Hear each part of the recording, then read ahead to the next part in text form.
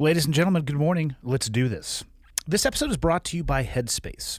Wouldn't it be great if there were a pocket-sized guide that helped you sleep or focus or act or maybe even just be better? Well, there is. And if you have 10 minutes, Headspace can change your life. Headspace is a daily dose of mindfulness in the form of a guided meditation and an easy-to-use app. It is one of the only meditation apps advancing the field of mindfulness and meditation through clinically validated research. So whatever your situation may be, Headspace really can help you feel better. If you're overwhelmed, Headspace has a 3-minute SOS meditation for you. Need some help falling asleep? No problem. Headspace has wind-down sessions their members swear by. And for parents, they even have a morning meditation you can do with your kids. Headspace's approach to mindfulness can reduce stress, improve sleep, boost focus, and increase your overall sense of well-being. I've been playing around with this now for about 20 days, and meditation really hasn't been my thing, but what I can tell you is when I start my day with a very short session on Headspace, it actually makes it a lot easier to get through my day. Headspace is backed by 25 published studies on its benefit, 600,000 5-star reviews, and over 60 million downloads. They make it easy for you to build a life-changing meditation practice with mindfulness that works for you on your schedule, anytime, anywhere. You deserve to feel happier, and Headspace is meditation made simple. Go to headspace.com/clearedhot. That's headspace.com/clearedhot for a free 1-month trial with access to Headspace full library of meditations for every situation. Headspace.com/clearedhot. This episode is also brought to you by Allform. Now, if you've listened to my podcast for a while, you've probably heard me talk about my Helix mattress and one for my daughter as well. Well, Helix has left the bedroom and they've started making sofas. They just launched a new company called Allform, and they are already making the best sofas that I've ever seen. So what makes an Allform sofa really cool? Well, for starters, it's the easiest way you can customize a sofa using premium materials and at a fraction of the cost of traditional stores. You get to pick the fabric, and it's spill, stain, and scratch resistant. The color of the legs, the sofa size, the shape to make sure it's perfect for you and your home.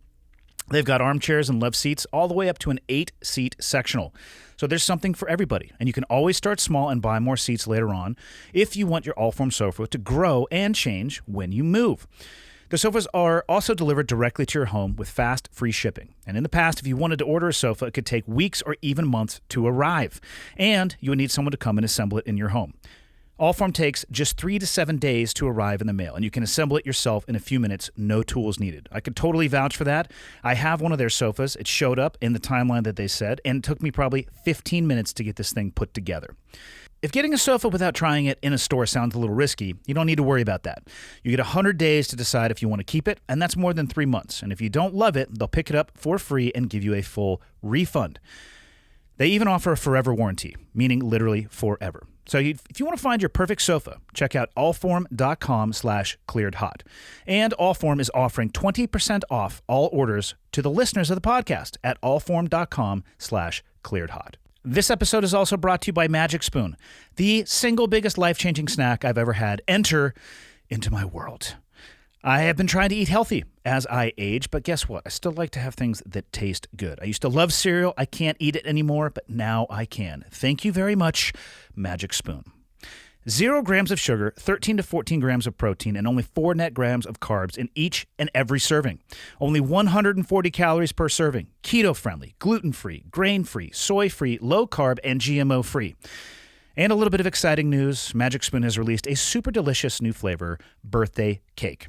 Birthday Cake Magic Spoon will be available in a special 5-pack for a limited time only, so get it while you can. Or you can build your own box. Available flavors to build your very own custom bundle are cocoa, fruity, frosted, peanut butter, and cinnamon. And if you're listening from Canada, boom, guess what? Magic Spoon now ships there as well. Go to magicspoon.com/clearedhot to grab the new limited edition birthday cake or a custom bundle of cereal, and you can try it today. Be sure to use the promo code ClearedHot at checkout to save $5 off your order. This offer is now good anywhere in the U.S. or Canada, but only when you use the code ClearedHot at checkout. Magic Spoon is so confident in their product, it's backed with a 100% happiness guarantee, so if you don't like it for any reason, they'll refund your money, no questions asked. Remember, get your next delicious bowl of guilt-free cereal at magicspoon.com/clearedhot and use the code ClearedHot to save $5 off. This episode is also brought to you by Feels. Now, I get a lot of questions about CBD. What company do I use? Well, here you go. Here's the answer. I use Feels CBD. Go to feels.com/clearedhot, and you're going to get 50% off your first order with free shipping. Now, if you're wondering what is Feels, it is a premium CBD that will help you keep your head clear, and it's going to help you feel your best. It's hassle-free, delivered directly to your door. CBD naturally helps reduce stress, anxiety, pain, and sleeplessness, and there's no hangover or addiction. That's one of the things I like about it. I don't have to worry about how I'm going to feel between my ears after taking some of this. You simply place a few drops of Feels under your tongue, and you're going to feel the difference within minutes. The thing to remember about CBD, and I've had to play with this personally, is that finding the right dose is very important, and everyone's dose is different. I recommend their Flight, which is 3 different dosages that you can actually play around with. If you're new to CBD, Feels offers a free CBD hotline to help guide your personal experience, and that can help you find your perfect dose. The Feels customer service team is dedicated to making sure you get the best use of your CBD. Joining the Feels monthly membership makes your self-care very easy. You're going to save money on every order, and you can pause or cancel at any time. Start feeling better with Feels. Become a member today by going to feels.com/clearedhot, and you'll get 50% off your first order with free shipping. That is feals.com/clearedhot to become a member and get 50% automatically taken off your first order with free shipping. Feels.com/clearedhot. Last but not least, this episode is brought to you by Acre Gold. You may not know this, but the price of gold has been all over the map lately. And now there's a way to buy gold directly through a company called Acre. They let you subscribe to gold bars for as little as $30 a month. You pay each month, and once your gold stash reaches the price of their gold bars, they discreetly ship Acre Gold to your house. And just recently, Acre has introduced a new $100 a month subscription to a 5-gram gold bar. Again, Acre lets you invest in physical gold without coming out of pocket all at once. And they're going to keep you updated on your stash every month, and they're going to ship to you once you reach that price threshold. Taking physical delivery of gold means it's safe and sound, and it's in your hands. Acre ships your gold directly and discreetly to your door. Acre designs their gold in California and sources their gold from the largest mints in Switzerland. And it's actually really interesting right now because Acre Gold is one of the few affordable, tangible things that you can buy that will be worth anything in 5 years.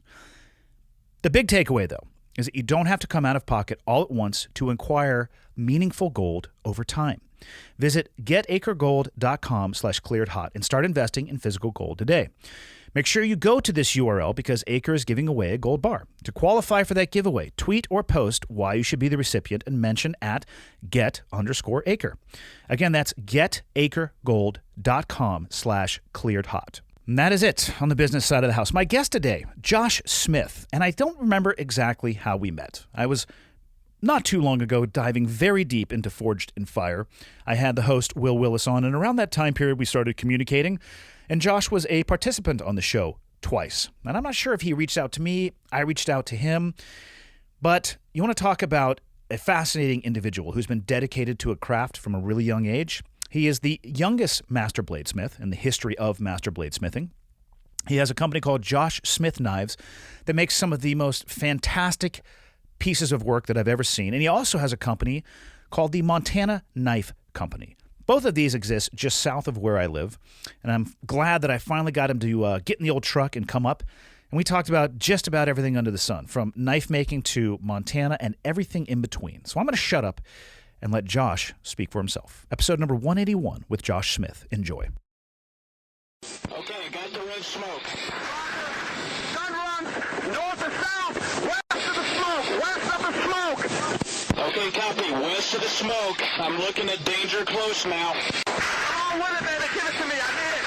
You're cleared hot. Copy, cleared hot. Yeah, speaking of podcasts, how's your podcast going? It's good. I need to do. I haven't done one in a couple weeks, so I need. Honestly, I know you haven't. That's why I wanted to open this episode with like a little bit of shame more than anything. Yeah, I kind of hesitate. What I want to do is actually be able to actually do it in person. And Yep. So there's all these people I could call and do one tomorrow that are really cool people that have done really cool shit. But I don't want to do it over the phone. Do you know them well? Yeah. So I maybe 3 years ago, there is some software solutions to this where you could do, It's like Zoom, but a little bit better, so you can see each other, and it'll record the audio, and it'll be pretty good. I still have found, though, that A, there is something incredibly lost in that medium, and B, if you don't know the person well, it's pretty rough. Yeah. Yeah, I think that's kind of what the magic of Rogan's and yours and some of these guys that are doing well with it is that you're right there in person, you're interacting. Which adds a complication of scheduling. I get hit up weekly. I would say daily, but thankfully there's a few days that go by where people are not asking me, hey, what do I need to start a podcast? And the answer to that is not much. Like $500 you can get going for, I'm not going to say like bargain prices, but the quality will be different. What I try to tell people is the idea of having a podcast and the reality of having a podcast are very, very different things. Yeah. Like you live just south of me, which is perfect. You can come up for this. Right. For people who don't, trying to get people to travel for the last year, hit or miss for sure. Yeah, and if I was to start throwing people's plane tickets on the credit card, my wife would probably be like, why are you paying so-and-so to fly out here when, because my following's just little. I'm doing it more selfishly, honestly, because I think it's cool talking to people. And I'm not really trying to turn it into anything huge. Whatever it turns into is fine. But I really started it in the beginning because there's all these makers, similar in the military sense. There's all these guys that have had all these experiences that came before that are about to die. And in the knife making community, there's some guys, like, you can really actually go back to the very beginning. And like Don Fogg, he's a legend knife maker that's now retired and not in great health. But he was my number one, like, I got to get his voice recorded just for history's sake.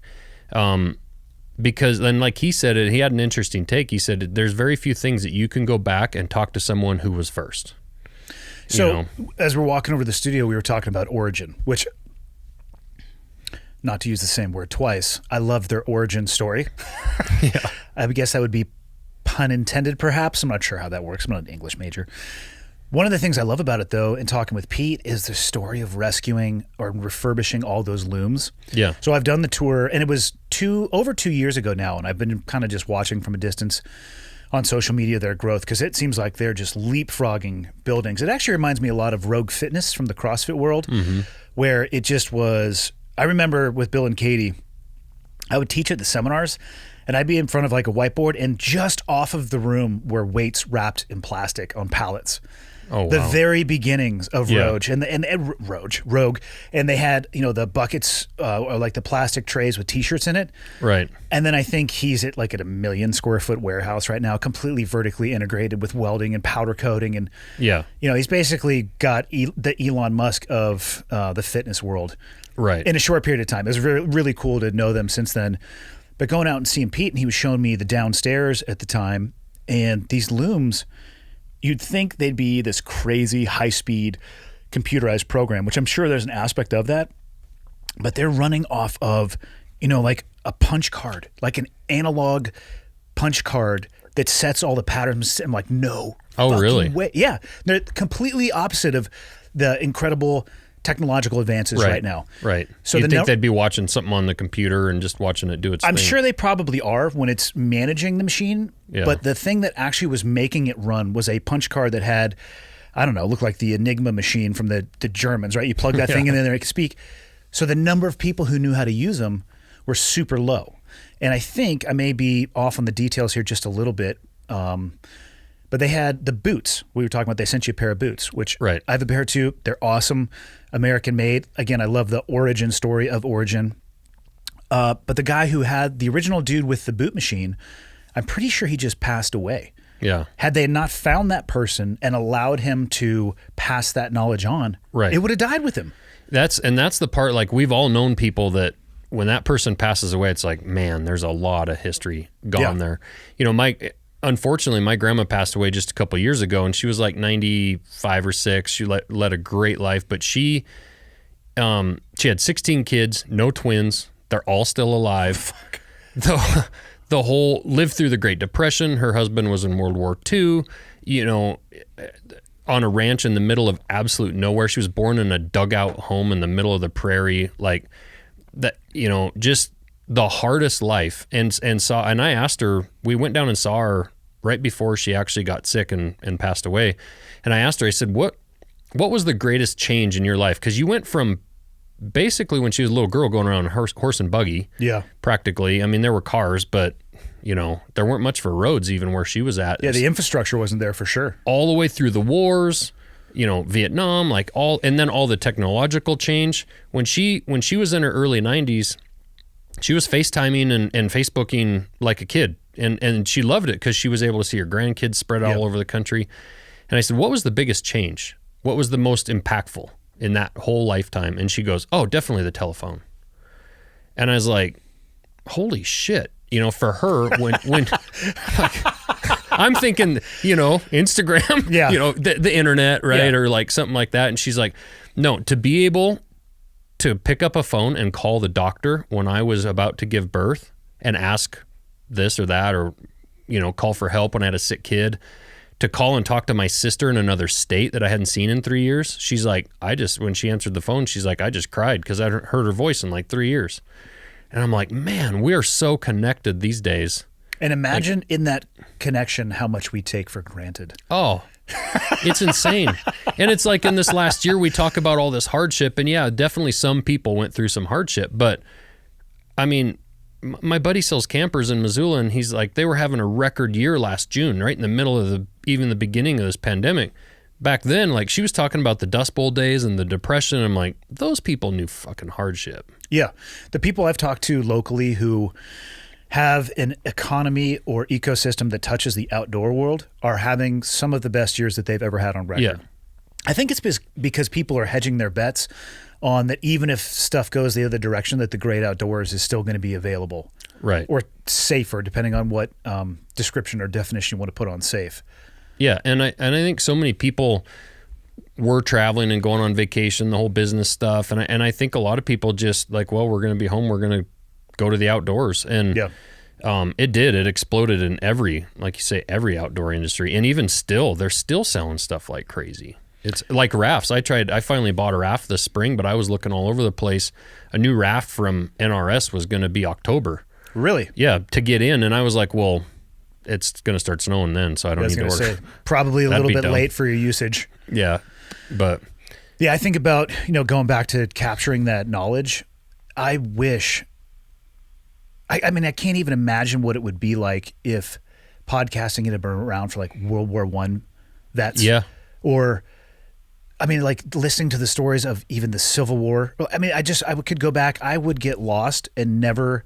Oh, I could never get up. I would never leave those mediums because I would just listen to them tell those tales. And because of course the written word, the stories exist, but I think there's such a difference in listening to people in their own voice. So I guess my point being, dude, grab up all of those people that you can for on the knife making side of the house, because it will be gone, and we have the advantage of being able to record and listen to them in their own voice.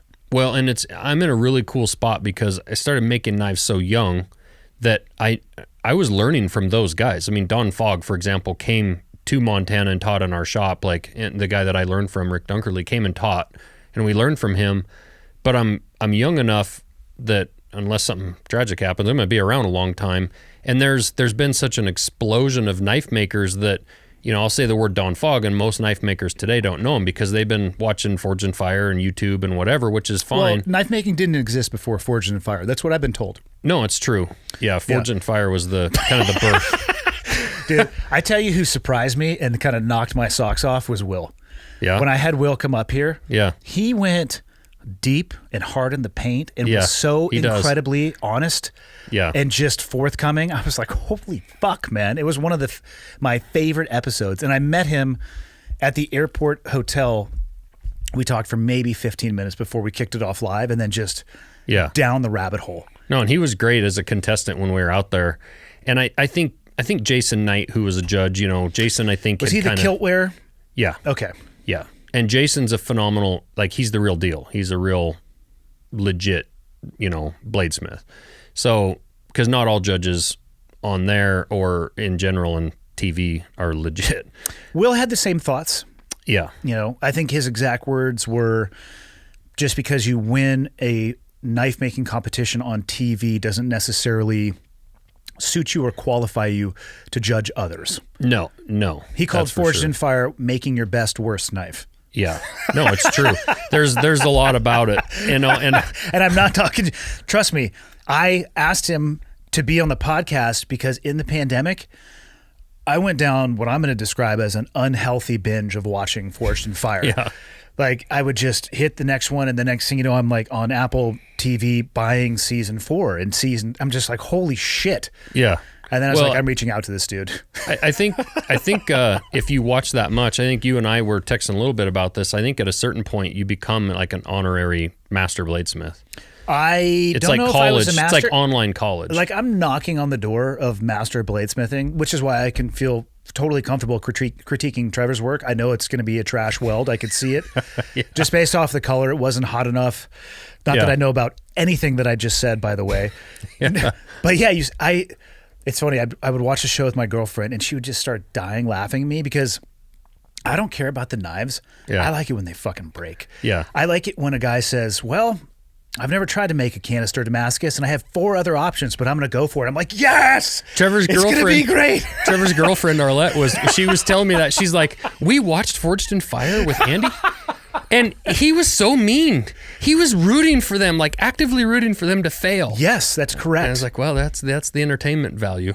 That is 100% what I want. I just like, and then again, I don't know shit about knives, but I learned a little bit watching that, and then watching people who say like, no, I've never made a handle on a knife. I'm like, what? Right.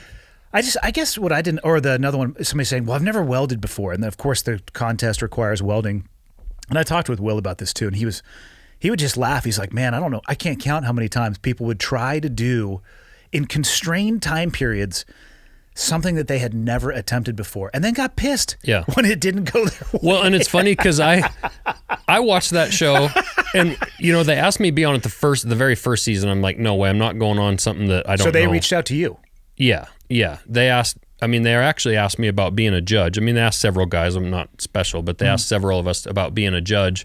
I got 4 young kids. I'm not going to New York for half the year, so I didn't do that. But then they asked me to be on it right away, and I'm like, I'm not going on something that could potentially paint my craft because I have pride and feel like, respect for what we do. I'm like, I'm not going to go on some joke of a show. Once I saw it, I realized they're really not. I mean, they're pretty fair. They really are pretty fair, and I don't have really any complaints, not too much about the way they run that. And let's face it, they're running a television show. So and I've worked behind the camera a bit on TV shows, so I understand exactly what it takes to a degree to make that.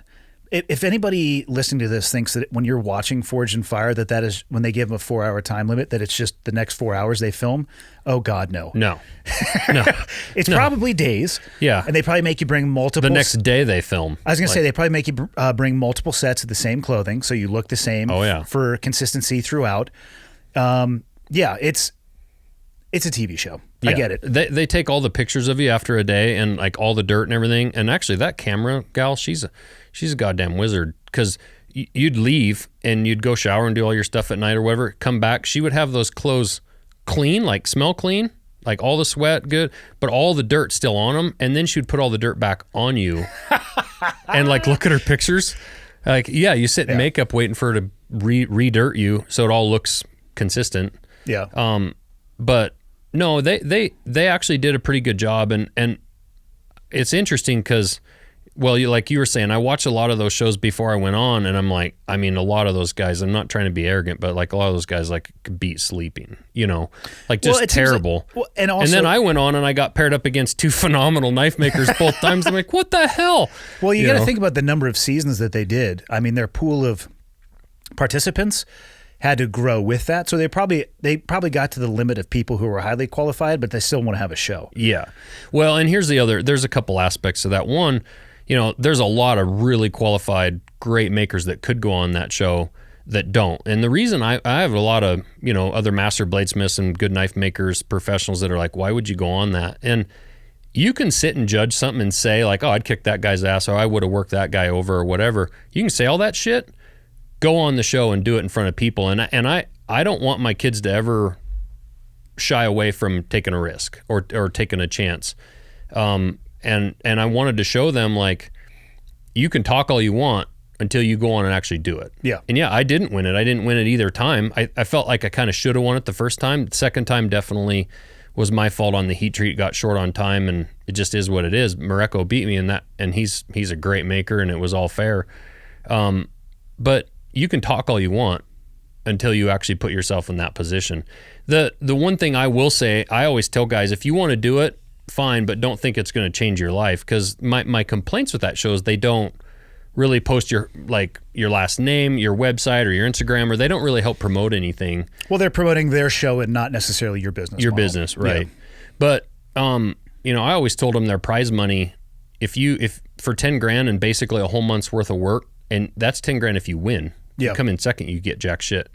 So if they really want good makers, if you want to pay $100,000, because when I went on it, that show really wasn't anything yet. It was still building. It was brand new. It was the second season, and I think the third season. Yeah, something like that. You were actually on pretty close, not back to back, but season wise, yeah. Yeah. Because I had to go back after you and I started messaging back and forth. I went back and I had actually skipped the episodes that you were on, so I went back and I was going to talk to you about your heat treater. It's like I was.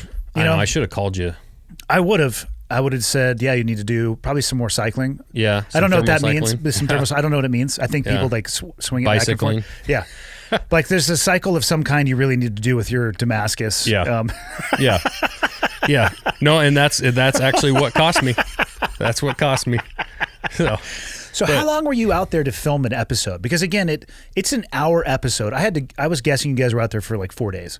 Yeah, we were out there for I think it was 3 or 4 days first, and then once you make the finals, then you fly home. And I kind of thought they were full of shit, like, oh, they're not really going to follow you home. It'll be like a week.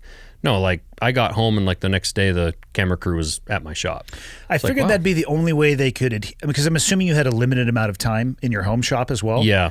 Yep. Which they never talk about. But I was I'm like, how the fuck, what are the rules here? Why doesn't somebody just stay up 48 hours straight and get this stuff done? That was my plan until they shot it square in the ass. Yeah, I figured they give you a limited time. They're like, you get like 5 days, they call it in the shop. Well, it's 4 10-hour days, and the first day I think was a 5-hour day. So it's 45 hours.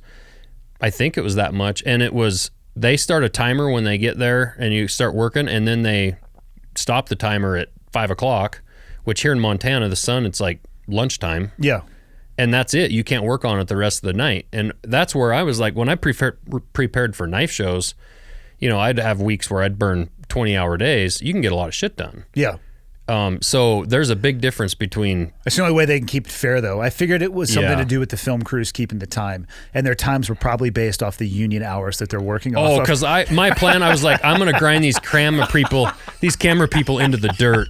Like they are going to die. No, you're not, because they're not going to let you pay the overtime. No, they were at dinner at 5:30. I'm like, oh. Well.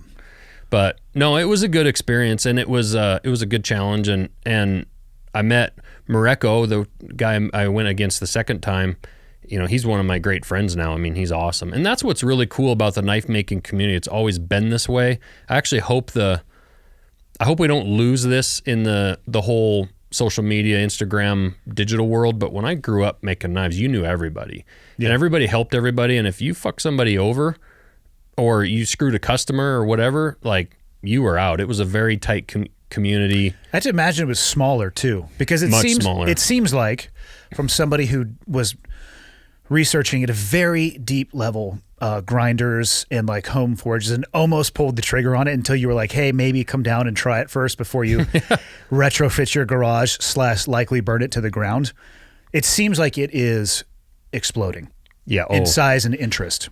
It's crazy. And that's where the Forged in Fire, I guess, been good and bad. I know a lot of people don't like, knife makers like, well, they're just creating more competition. It's like, well, you need to be a little more confident in your own work. Yeah, if you're good, you're good. And there's going to be 100 guys that try it in their garage, and 10 of them are going to really turn into knife makers. 5 will probably make a good career out of it, and the rest will probably buy your shit and be really appreciative of what you do.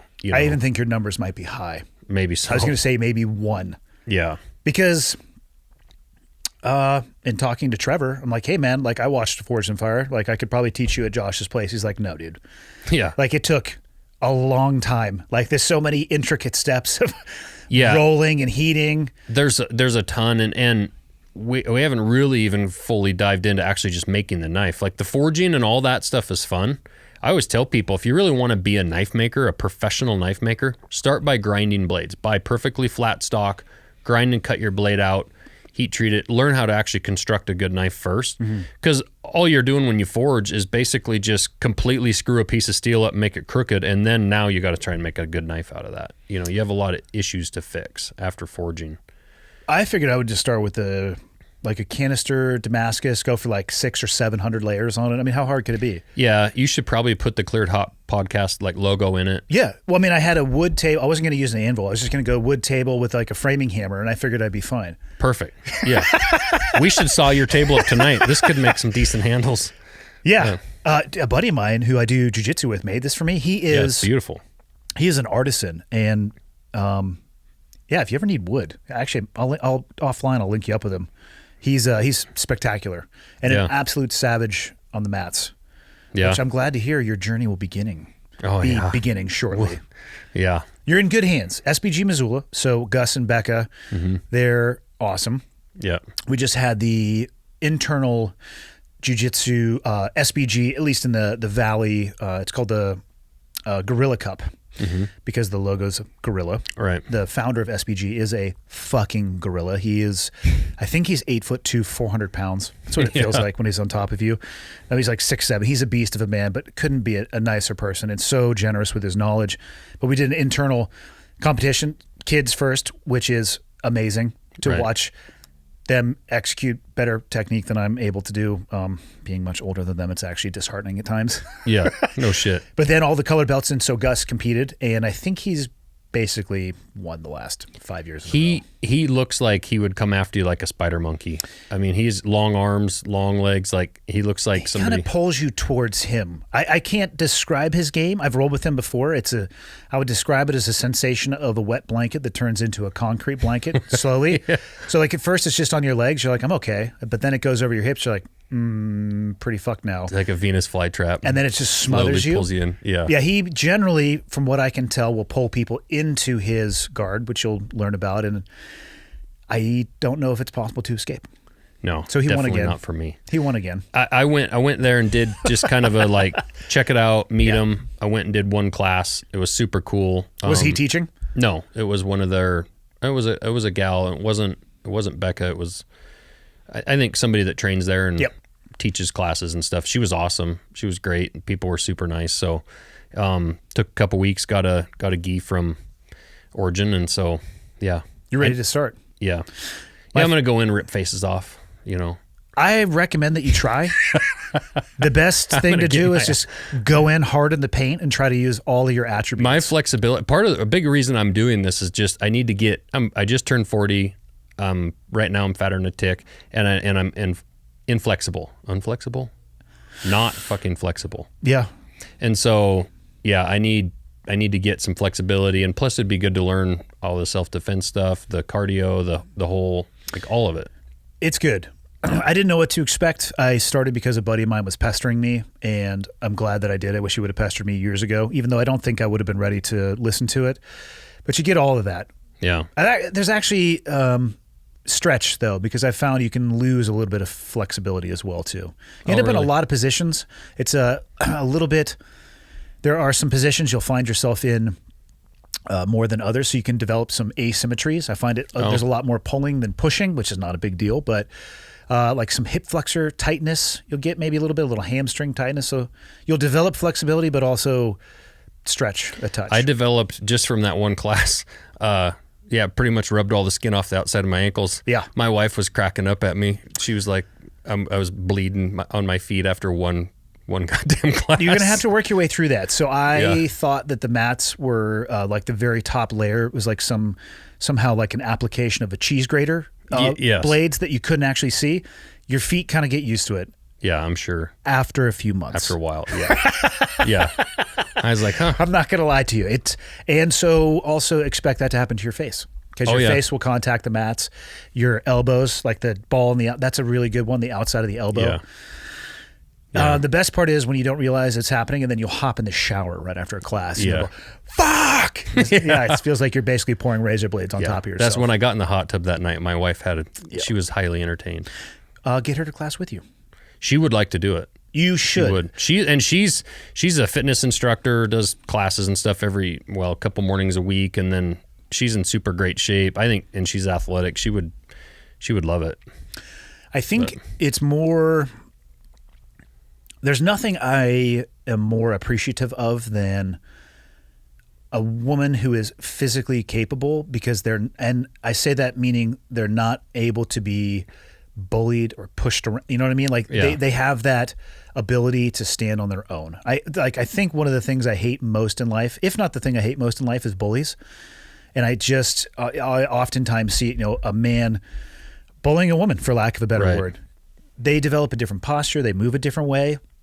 And that fuckwit man, they go and find somebody else. Well, and she's stronger than I would say 90% of women. I mean, she's very fit. She's very strong. Got a lot of muscle on her. And it's interesting. You can be as strong as you want as a woman, I'd say, without being like a total CrossFit athlete or competitor or whatever. And she wouldn't be able to fight herself out of a wet paper sack, right? And that's the thing about, like, it pisses her off because she works out all the time. She's so fit. And then when I want to, I just put her down and hold her down. And, that, I think that's kind of what you're talking about with that whole self-defense piece. No matter how good a shape she gets in, if you don't have that kind of training, if she had a guy try and take her or whatever, she wouldn't be able to do anything about it. It's the proper application of horsepower. Mm-hmm. I mean, it's weight and weight distribution. It's not rocket surgery. And then everybody needs to realize that it's also not a magic bullet. There's a lot of people who think that it's the end all be all. I look at my girlfriend. She's a black belt.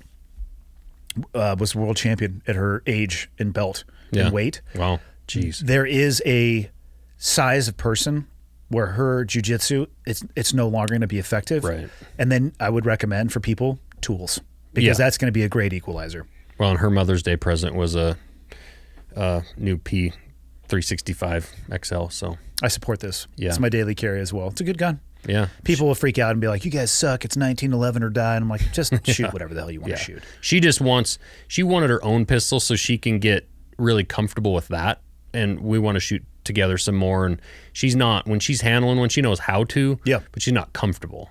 And so she wants to get to where she's comfortable, where she can have it in her car. I mean, she's not going to be carrying and whatnot, but it'll be in her car. And, if she ever needed to have it in her hands, she would be comfortable with it, Well, tools are the fastest way, time investment, to get people to a place where they can defend their life. Mm-hmm. I personally love jiu-jitsu. I know that not everybody would, but the time investment to be really at a place where you're going to be able to handle yourself against a large cohort of people, it's not measured in hours. It's not a weekend class. It's not. I don't think it's measured in hours, days, weeks, months. Oof. I'm going to say years. Yeah. Whereas in that time period, you could also be training with some tools. It's really going to give you that buffer. So when people are time limited, I say maybe we should look at a tool first and then also put that long-term investment in as well. Same thing I would say for women as well too. There's just genetic differences, the strength, the weight, all that. Yeah. So yeah, for sure. Were you born and raised in Montana? Pretty much. I was actually born in Colorado Springs. My mom and dad met, actually. My dad grew up on a huge ranch in way southeast Colorado, Los Animas, middle of nowhere. And then my grandpa on my mom's side used to manage ranches all over Montana, and then he was managing a ranch next door to them in Colorado. We're talking like 60,000 acre ranches back then. They met as kids, and then she moved back there when she graduated high school. They got married and had me in Colorado Springs. And then 2 days later, they took me and moved to northern British Columbia, because my grandpa was managing a ranch up there. Huh. And they lived there for about 6 months and realized that was in 81 when the exchange rate was terrible and they weren't going to be able to afford it. They always wanted to be in Montana. My dad loved Montana, even though he wasn't from there. And my mom was born and raised in Montana. Born there, raised there for a while. So they pitched a penny on the map one night, and it landed on Ovando, Montana, which is... So where the hell is that? It's just, it's nowhere. And it landed on Ovando, and they drove from northern British Columbia. They landed in Ovando at like 11 o'clock at night, and they found that there was nothing. They went to Lincoln, and the next day, that night, their camper froze up, and the next day they bought a house. They didn't know a soul. And my aunt and uncle were with them. 2 days later, they bought a house, and 30 years later, putting 40 down years roots. Later, there we are. So yeah, we moved there when I was 6 months old. Okay, to so you're Lincoln. basically a Montana resident. Yeah. From birth. Yep. I'll give it to you. And they still are in the excavation business up there. I grew up operating backhoes and dump trucks, and You said Lincoln? Mm-hmm. Where is that? it's right exactly between Missoula and Great Falls, right by the Continental Divide. Gotcha. So east of the mountains? Home of the Unabomber, Oh, Uncle Ted. sweet. I actually watched that documentary. There were some warning signs that people ignored. Yeah, yeah. He was a little out there. There were a few, shall we call them red flags? His shack is on my buddy's ranch. My buddy's grandpa gave him the ground. Really? Yeah, it's on the Gehring Ranch, and we had our gravel pit on that, and we'd go up and down Stemple Pass Road and dust him with our dump truck and trailer. He'd be on his bike. My dad's like, I cannot believe we didn't get a package, because we dusted him a lot. Well, we don't know how far down his list that he made it. You could have been on the list. We might have been. Yeah. Montana's known for a great many things, Rocky Mountains and the Unabomber. Yeah. So, no, Lincoln's a great place, right on the edge of the Bob Marshall Wilderness and the Scapegoat.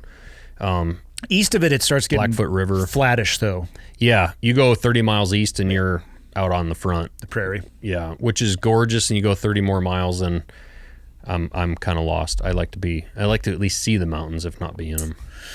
So Yes, indeed. my business partner has a cabin up there by Augusta, right in the front. It's absolutely gorgeous where you're looking out on that prairie. Is this the individual that Trevor and I randomly ran into Yes. on a ski lift? Yep. Again, the very bizarre connection of Yeah. how you and I know each other through our phones, but then the other people. Yeah. Yeah, Trevor and Arlette came up to visit. We're up at the Whitefish Mountain Resort, like ripping around on the backside. Trevor's like, "Hey, dude, this is Josh's business partner." I'm like, "What?" Yeah. Yeah, Brandon's he's a goer. He's always hiking that mountain usually before light. He skins up it and Yeah. skis down it, and Fresh tracks, man. yeah, he's awesome. He does mountain rock climbing and all kinds of shit. He's the real deal. So he's a hell of a photographer. Man, that guy's talented. Talking about Trevor, your business partner. My business partner Brandon. Trevor's not that damn bad Yeah, either. Trevor's really good. Trevor, I don't really like Trevor. Yeah, because he has natural talent He's in good at anything that he everything. applies. Yeah. So when I met him, he was at the jump team, and we started jumping together. I don't know if our paths crossed when I was a Buds instructor. It didn't operationally, but he is one of those people where, like, if you want to be frustrated, try to learn something new at the same time that he does. Like, just go ahead and start fill in the blank at the same time, and by the next day, you're going to be so fucking pissed at him. Yeah, no, I've taught a lot. I've had a lot of people in my shop, and there's a lot of people that have four left hands, and it's like, okay, I'm just gonna let them have a fun time here, but they're not going anywhere with this. Yeah. Trevor gets it. Like he whatever you put into his brain, like it goes right to his hands, and he knows how to do it. And then he's sitting around at night doodling, and then I look over there, and it's like, I mean, whatever piece of artwork he just drew in the last 2 hours is incredible. Yeah. I mean, he's very talented. I didn't know about his art background. It's amazing what you don't know about the people that speaking for myself, that what I didn't know about the people that I worked with, because either they didn't want to tell anybody, or it just seems like we were all self-centered and just mission focused. Right. But I've learned more about people's upbringing and passions. I had no idea he was an artist like that. Yeah. Until I got out. And then he would come up and visit. I'm like, what? He's just, oh, it's fine. He's just designing. Well, and he's not a braggadocious. I mean, Yeah. he's not like, hey, look at this. It's like, Yeah. you know. He's just over in the corner designing a coffee bag for Black Rifle. Right. He did the initial sketches on the, actually, I don't know if I'm supposed to talk about that yet, but maybe hypothetically the Cleared Hot blend of coffee that might be coming out, he might have done the artwork for that. Best drink cold. Cleared. I haven't tested that yet. Yeah. Because it's I mean, we're just spitballing ideas Right. here, Josh. We're not saying it's actually going to come out in June. No, probably not. Yeah. No. So how did you get into the old knife making? You said your parents were in the excavation business, so I'm Yeah. assuming it's not in the family lineage. No. I was I was a little league baseball player, kind of doing my thing, and my coach was a knife maker, Rick Dunkerley, and of course I'm an 11-year-old kid in Montana, and so he would bring knives to practice and show the parents, and I was just enthralled by it. So my parents got me one of his knives for Christmas, and he invited me up to a shop to teach me how to make one. And then I don't know if he voluntarily invited me back or if I just kept pestering the shit out of him, which I think Well, since you knew where you lived, it just would show up. Yeah. It was just over the hill from Ted. Literally. That same ranch. Yes. Yeah. So, no, he was nice enough to let me keep coming back. And over that next year, I kind of got more and more serious at it. And then he finally said, if you're going to do this, you got to be able to do it on your own. And so I had a lawn mowing business. I was mowing lawns, making money doing that. And then I worked in my parents' excavation business. And so I started putting some equipment at my dad's shop. My dad's very tidy, very clean. And when you grind knives and grind steel, it makes a freaking disaster. The opposite of what and you he just was said. Quickly like, okay, you need your own shop. Yeah, I don't have room for your trash. No. So we enclosed a little kind of machine shed, and he built the grinder at the height that he anticipated I would grow up to be. So I'd stand on a milk crate for about 3 years to grind knives. And started making knives out there, and that's kind of how I got going. Did you start with what you recommended for people, grinding based off of the stock instead of forging? Yep. Rick had some patterns in his shop, and he'd just say, hey, trace this out, and then grind to the lines. I mean, it's just like coloring, and don't grind past the lines. And then, getting the feel down of actually grinding the bevels and the edge, that's where it starts to take a lot of touch and feel. Yeah. And just repetition, unless you're Trevor. But no, it was I progressed pretty fast. And then what was really cool about that is during that time period, little did any of us know it, Rick and a couple of the guys around Montana that we were involved with were all kind of at the beginning of their careers as well. They had been making some knives, and I'd say like good, solid using hunting knives, but nothing really great. Mm-hmm. And when I was 12, or I guess I turned 13 at that show, I went to my first knife show out in Eugene, Oregon. And Rick and Barry Gallagher and a couple of these guys, they picked me up, and we were in Rick's old Cadillac car, and I climbed in the back seat of that. And we got to the end of the driveway when we left my parents' house, and Rick turns around and goes, look, your parents think I'm a respectable human. Whatever is said or you hear in this fucking car stays in this car. Nothing from this trip goes back to your parents' house. I consider those to be fair and reasonable ground. I was like, deal. I'm 12 years old, and off to Eugene, Oregon we drove. Yep. And what was really funny about that is I went out there, but I didn't have a ride home because they were going to stay. And Rick just told my parents, we'll find him a ride. And so I met Wade Coulter, who was from Colstrip, Montana, long-haired, kind of hippie-looking guy. And I called my mom, and I was like, I found a ride home. His name's Wade. He's got really long hair and smokes cigarettes, but he's a really nice guy. This is a different era that you're describing. That shit would not fly now. Yeah. And so I rode home with some guy my parents had never met. And as it turns out, Wade was excited because I might keep him awake and talk to him the whole way. But instead, at 12 years old, after a weekend with knife makers, I slept the entire way home. I can't say I've ever been to a knife show, but I'm imagining people having booths. And is it more just a place to kind of show off your own craftsmanship? Yeah, they had tables all over the place. That was a big show back in the 90s.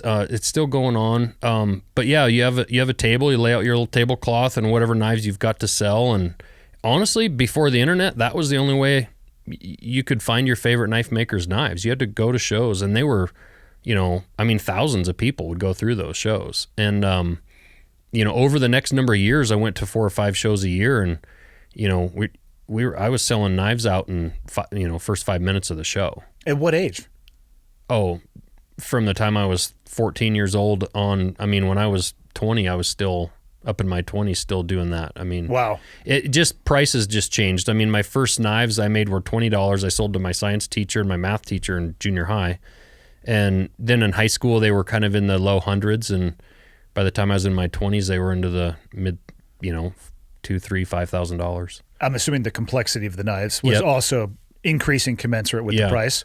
And I guess so what I was going at with that was all those guys we were I was involved with in Montana kind of took off on this rocket ship of learning, and I was just kind of on the coattails of all that. And we were having guys like Don Fogg and these other amazing makers out, and we were having hammer-ins at Rick's shop, and we were, those guys were paying them to come out. We'd all pay to go to the hammer-in, and they would teach us. And we just forge and make knives and do stuff all weekend like crazy, and we were just sponges. And all the level of all of our knives just took off, and we quickly became known around the world. I mean, we got nicknamed the Montana Mafia. Really? Yeah, and it was in magazines, and everybody in Montana, the 5 or 6 makers I was around were all just crushing it. And they were winning awards at knife shows, and no, we took it to a very, very high level in those 90s. It was pretty cool. That's crazy. And into the 2000s, yeah. And I know that there are categories of bladesmith. You're obviously a master bladesmith, whether you're going to tell people or I have to. I think you're the youngest master bladesmith. Yeah. What is that process? Because that's, what, the third step along the way? It is, yeah. You have to join the American Bladesmith Society. Rick had the foresight when I was young to say, hey, you should pay your $60 and join this, and it'd be a good thing. Down the road, you might want to test for these different things. And so I did that, and then when I was 15 years old, I tested for the Journeyman portion. So you have to be an apprentice for 3 years now, and then you're eligible to test. The test involves 2 parts. You have a performance blade test, and then you have the final test at the Atlanta Blade Show. With a performance test, you have to forge a blade. It has to be 10 inches long or shorter, the blade, and that has to chop through a 1-inch rope in half in one chop, which that's just a sharpness test. It's not that big a deal. Then you have to chop 2 2x4s in half, as many chops as you want, but you chop them in half, and then that knife still has to shave when you're done.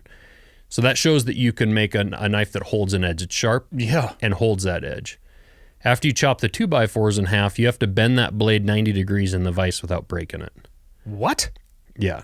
A full 90 degrees. And so you have a Mastersmith Judge standing there watching you in the vise, and you just take a cheater bar and you start bending that blade, and once the spine reaches 90 degrees to the edge, to the tip, you've passed. Does it generally go back to straight up, or is that knife screwed? If you heat treat it really correctly, it'll go damn near back to straight. Straight-ish? Straight-ish, yeah. Yeah. It cuts Holy. around corners after that one a little bit. But 90-degree bend. so what that's showing is you have the ability to not only make a hard edge that'll really cut well, or that's super sharp, but it's got some give and it's got some strength, and it's not just a piece of glass that you're holding. So you don't want to send somebody out in the field. You know, if I make you a combat blade, And it's just a showpiece. yeah, and all of a sudden, you know, you get it in a bind and the thing snaps, then it's no good. So that's just for the Journeyman. that's for the Journeyman. And then you go, once you pass the performance part. So I did that when I was actually 14. I turned 15, and then that summer I went to the Atlanta Blade Show, and you present 5 knives to a panel of judges, Mastersmith Judges, and they judge the fit and finish of those 5 knives. And you have to show at the Journeyman level that you're a professional knife maker. You're good. Nothing's perfect maybe necessarily, but pretty damn good knives. And they judge all that, and so I passed that part. And then you have to be a Journeyman 2 years before you're eligible to test for the Mastersmith. I was not ready at all to test it after 2 years because I was still in school. Yeah. But when I was 19, I tested for the Mastersmith. And the Mastersmith is basically the same test, but you have to do the performance blade has to be a 300-layer Damascus blade. You might as well define Damascus for people who are like, what are you talking about? I mean, obviously you and I know because of our deep and robust background in knife making and Damascus making for that. Yeah. I have hundreds of hours of watching it. Yeah. Yeah. And judging it. Oh, like deep and severe judgment. Yeah. No, Damascus is layered steel, and it's two different alloys or more of steel that are combined through welding fusion, through heat and pressure. A lot of people think back to like the samurai sword, days when they were heating steel and they were folding it over. And a lot of times back then they believed the more you heated it and folded it, the stronger it got. As we learn, with metallurgy and whatnot, you realize that's still just steel. It doesn't matter how many times it's folded. Yeah. Actually, the more you forge it sometimes, or if you get it too hot and do it too much, it actually has a negative effect.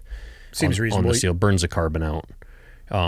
But yeah, so I equate it to like taking red and yellow Play-Doh, alternating a big stack of that, and then you roll that out. You can twist it, you can refold it, you can do whatever you do, you just affect that pattern, but those layers are still there. So we usually start with 2 alloys, maybe 3, and the only reason you'd use more is just to get kind of a different look. Because when you etch that blade at the end, the pattern reveals. So that's what's cool. When I'm grinding a Damascus blade, if I hand it to you, it just looks like a piece of steel. It's just silver. Mirror polish it, you can't tell. You dip it in acid and pull it out, and the pattern's revealed, and that's where the magic happens. I didn't realize the pattern was totally invisible without that edge. Yeah. Huh. Yeah. You if you get it kind of shimmery in the right light, sometimes you can see some Catch lines. a glint of just it? a glint, but yeah, it's invisible. It just looks like regular steel. And for people listening too, they probably think, oh, 300, that's a lot. But what would you start with for layers? 10 maybe? Yeah, 10 to 20. And so then you fold that, so then 10 becomes 20. Fold it again, 20 becomes 40, right? So the math actually, it adds up pretty quick. Yeah. Yeah, and I'll like with Trevor's billet, for example, we'll start with 21 layers or 20 layers. We'll draw that out long, cut that into 5 pieces. So the next weld, it's 100 layers. Yeah. So you can ramp up layers pretty quick. What is the most layers that you've ever done? You know, in the Mosaic Damascus, the way the layers work and stuff, it's kind of weird. That's a rabbit hole, but you know, probably 1,000 layers or something. Yeah. There's guys. I think Steve Schwarzer did a 1,000,000 layer Damascus billet. That's really just like this because he can and just kind of showing off as far as. Can you even tell though? I mean, I'd imagine that would be so granular. Yeah. You have to look under a magnifying glass or a microscope. Steve's one of those other ones. I had him on my podcast, just a legend when it comes to forging steel and doing that stuff. And he just did it to kind of show that you could do it. But yeah, you definitely can kind of make those. I was explaining to Trevor, you really got to kind of plan your forging because you can make this big, huge open Damascus pattern and then put it in a little tiny folder and it doesn't, you got a few lines running through it. Doesn't look like anything. Be like taking a piece out of a overall bigger puzzle. Yes. You have no idea what the greater context is. So if I know I'm making a big buoy, maybe I'm going to leave it more bold and open. But if it's a little folder, I'm going to tighten it up. Yeah, that makes sense. Have more layers. So the performance test for the Master, back to the 300 layer Damascus, is with that blade. Same thing, 10 inches? Yep, 10-inch blade. It has to do the 90-degree bend as well? 90 degrees, God. yep. And what you're showing there is that with that forging is that you don't have any flaws in your steel. If you have a flaw in that steel or if it's not welded well, when you're bending it and it's hard like that, you're gonna have problems. It's gonna crack or break. And then you take your knives to Atlanta again and present them to the judges, but this time you have to have a Quillian Dagger in there, and that Quillian Dagger is a very difficult. It's a what everyone would kind of assume, or like the dagger on the Black Rifle shirt. They've got a dagger on there. It's a. I'm gonna have to look it up. It's a double-edged dagger. Okay. But making that knife symmetrical is very difficult. It has to have a fluted handle, so that means carving flutes, and it has to be wire rope like wrapped with like silver wire. There's a bunch of different stuff, and so it's a very technical knife. It's interesting with the Mastersmith test over the years. It's gotten easier to attain that and pass that test, maybe compared to like back in the 90s, just because information is so attainable. I mean, back then you had to travel. I mean, we traveled to guys' shops all the time. You had to fly people in or go to their place. You didn't YouTube anything. Yeah. I mean, everything I learned in person or through books. I feel like it would be tough to learn knife making via YouTube because I feel like it's a very visceral, physical experience where you almost need to feel the heat and be able to see like the correct colors. Yeah. That would be a tough one to just watch a video and then try to replicate that. There's nuances, and I tell people that all the time, like don't replace, like YouTube's a great, and a lot of that stuff is a great resource, but you cannot replace the little nuances and things that a guy's going to do in his shop that as I'm doing a video, I'm going to skip over a lot of maybe like little baby things where like, hey, sidebar, this little thing here, that's like might make the whole project, right? I mean, there's little things that you're going to learn when you're in person, or something that doesn't register to you that does to that guy. You can ask those questions. So the other part about going to people's shops is you develop relationships. I mean, I have relationships from when I was 13 years old that if I get in a bind, I can call a guy and say, man, I am having a problem with this. What do? You don't have a relationship on YouTube, know? So I tell people, pay them for their time. They're professionals. Pay for a class, and you will get more out of a 3-day class. You go spend $1,500 on a 3-day class, and it will literally change your knife making career by years. I mean, I can make somebody years better in a weekend. Years of them just struggling along trying to figure shit out. I don't know of any YouTube videos that can do what you just said. No. Educational for sure. Mm-hmm. How many master bladesmiths are there? I think right now there's somewhere around 140 or 50. I was somewhere in the mid 80s, I think. The Mastersmith term is something it's interesting because I, more than anyone's probably capitalized on the Mastersmith thing because of the whole being young, doing it as a kid. It was definitely a great accomplishment, and I'm proud of that. I mean, it took a lot of, I don't know. I was a really responsible kid, and it took a lot of like sacrificing other things to get as good as I did when I was a kid. But I mean, the Mastersmith term I sometimes struggle a little bit with because are you really ever an actual master? I mean, it'd be like if you become a black belt tomorrow, are you done learning? Are you as good as you're going to be in 10 years? Or the way the black belts that I know describe it is they're like, sweet, now I can actually like begin the journey. Right. 10 years from now, they would kick their own ass. Yeah. And that's actually what they will often say is they're like, when I got my black belt, there's some people who know, I guess you get stripes on black belts. I get so lost in all this. Right. Especially when there's some people who have like an insane amount of stripes. I'm like, all right, I think you probably know what you're talking about. Yeah. But almost all of them will say the same thing.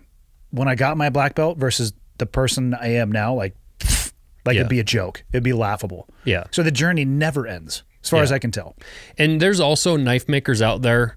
There's a ton of knife makers. They didn't choose to join the ABS and do that Mastersmith thing. It was definitely something that would help your career more back in the 80s and in the 90s because it got you in magazines. I mean, I was in magazines every month back then. Back when that was the only way you could see and hear about knife makers was through knife magazines. And so I benefited, got a lot of publicity off of that. And I'm definitely proud of that whole thing that I did. But to say you look at the knives that I presented compared to what I would present today, just night and day. That's good though, I think. Yeah, and I met another couple guys during that time frame, like Tim Hancock, who passed away from Parkinson's down in Arizona. But he basically, after my Mastersmith test, a couple years later, I was rooming with him at one of the shows, and he's one of those legends. He's like, "Hey, you need to change some shit you're doing." And I was like, okay. And I'm I don't think I was too arrogant, but I'm young and I'm like feeling pretty good about where I'm at, and I'm kicking ass and I'm making $10,000 at knife shows in 5 minutes. And I think I'm doing pretty well. And he's like, your shit could be better. And he was You need people in your life who will tell you that. And I remember as a kid struggling a lot because like Rick, who taught me, I don't remember him really ever saying good job. Like I remember a lot of times wanting to quit. I mean, crying, my mom and dad telling them like, they fucking hate me. I'm never going to please them. And it's like, no, everything I would show them, he's like, yeah, it's all right. You need to do this, this, and this better. And it was that way, forever. And, but it made me advance. And I don't know, something in me just drove me to like, I don't know if I was trying to prove something or get their, accolades or whatever from them, but, that's one thing. And like Tim, another one of those guys that was like, I would take knives to shows and I would show him. And Tim was especially a guy who's an old bull rider. He's a nuclear power plant welder, super dialed in guy, always dressed really nice. And he was just a badass chiseled freaking piece of rock, always in great shape. And he'd look at a knife of mine and be like, man, that's really good. I like that. And I'd pull the next one out and be like, that one looks like shit. And he was dead serious. He's like, the design on this isn't right. I don't know what you were doing. Like, did you even draw your guard or did you just make it? I'm like, well, back then I wasn't like designing things. He always talked about intent. Do stuff with intent. Make a plan. Even if you change it, have intent. The value of people who will give you that honest feedback. Yeah. I don't have the vocabulary to describe the importance of that. Oh, it's huge. Yeah. Loyalty.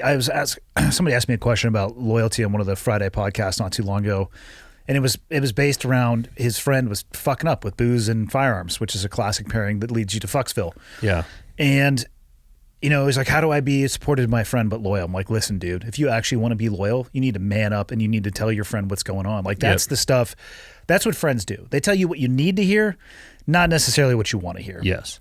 And I bet that feedback made your knife making better. Oh, it changed. I did. I changed the way I grind. Like I changed everything I did. Like, and I was already a mastersmith and I completely changed what I did. And my level of knives in a year, doubled in, how nice they were as far as like my abilities. Yeah. And then it just kept going from there. So, no, being willing being willing to change. And that's one thing I did learn from him. He was a guy who was one of the best in the world, and he'd be teaching at one of my hammer-ins, and some guy, you after making knives for 2 weekends would walk up and be like, hey, I'm doing this way in my shop. What do you think of this? And he'd be like, that's a damn good idea. Yeah. I'm going to do that. Like, he was not afraid to change or...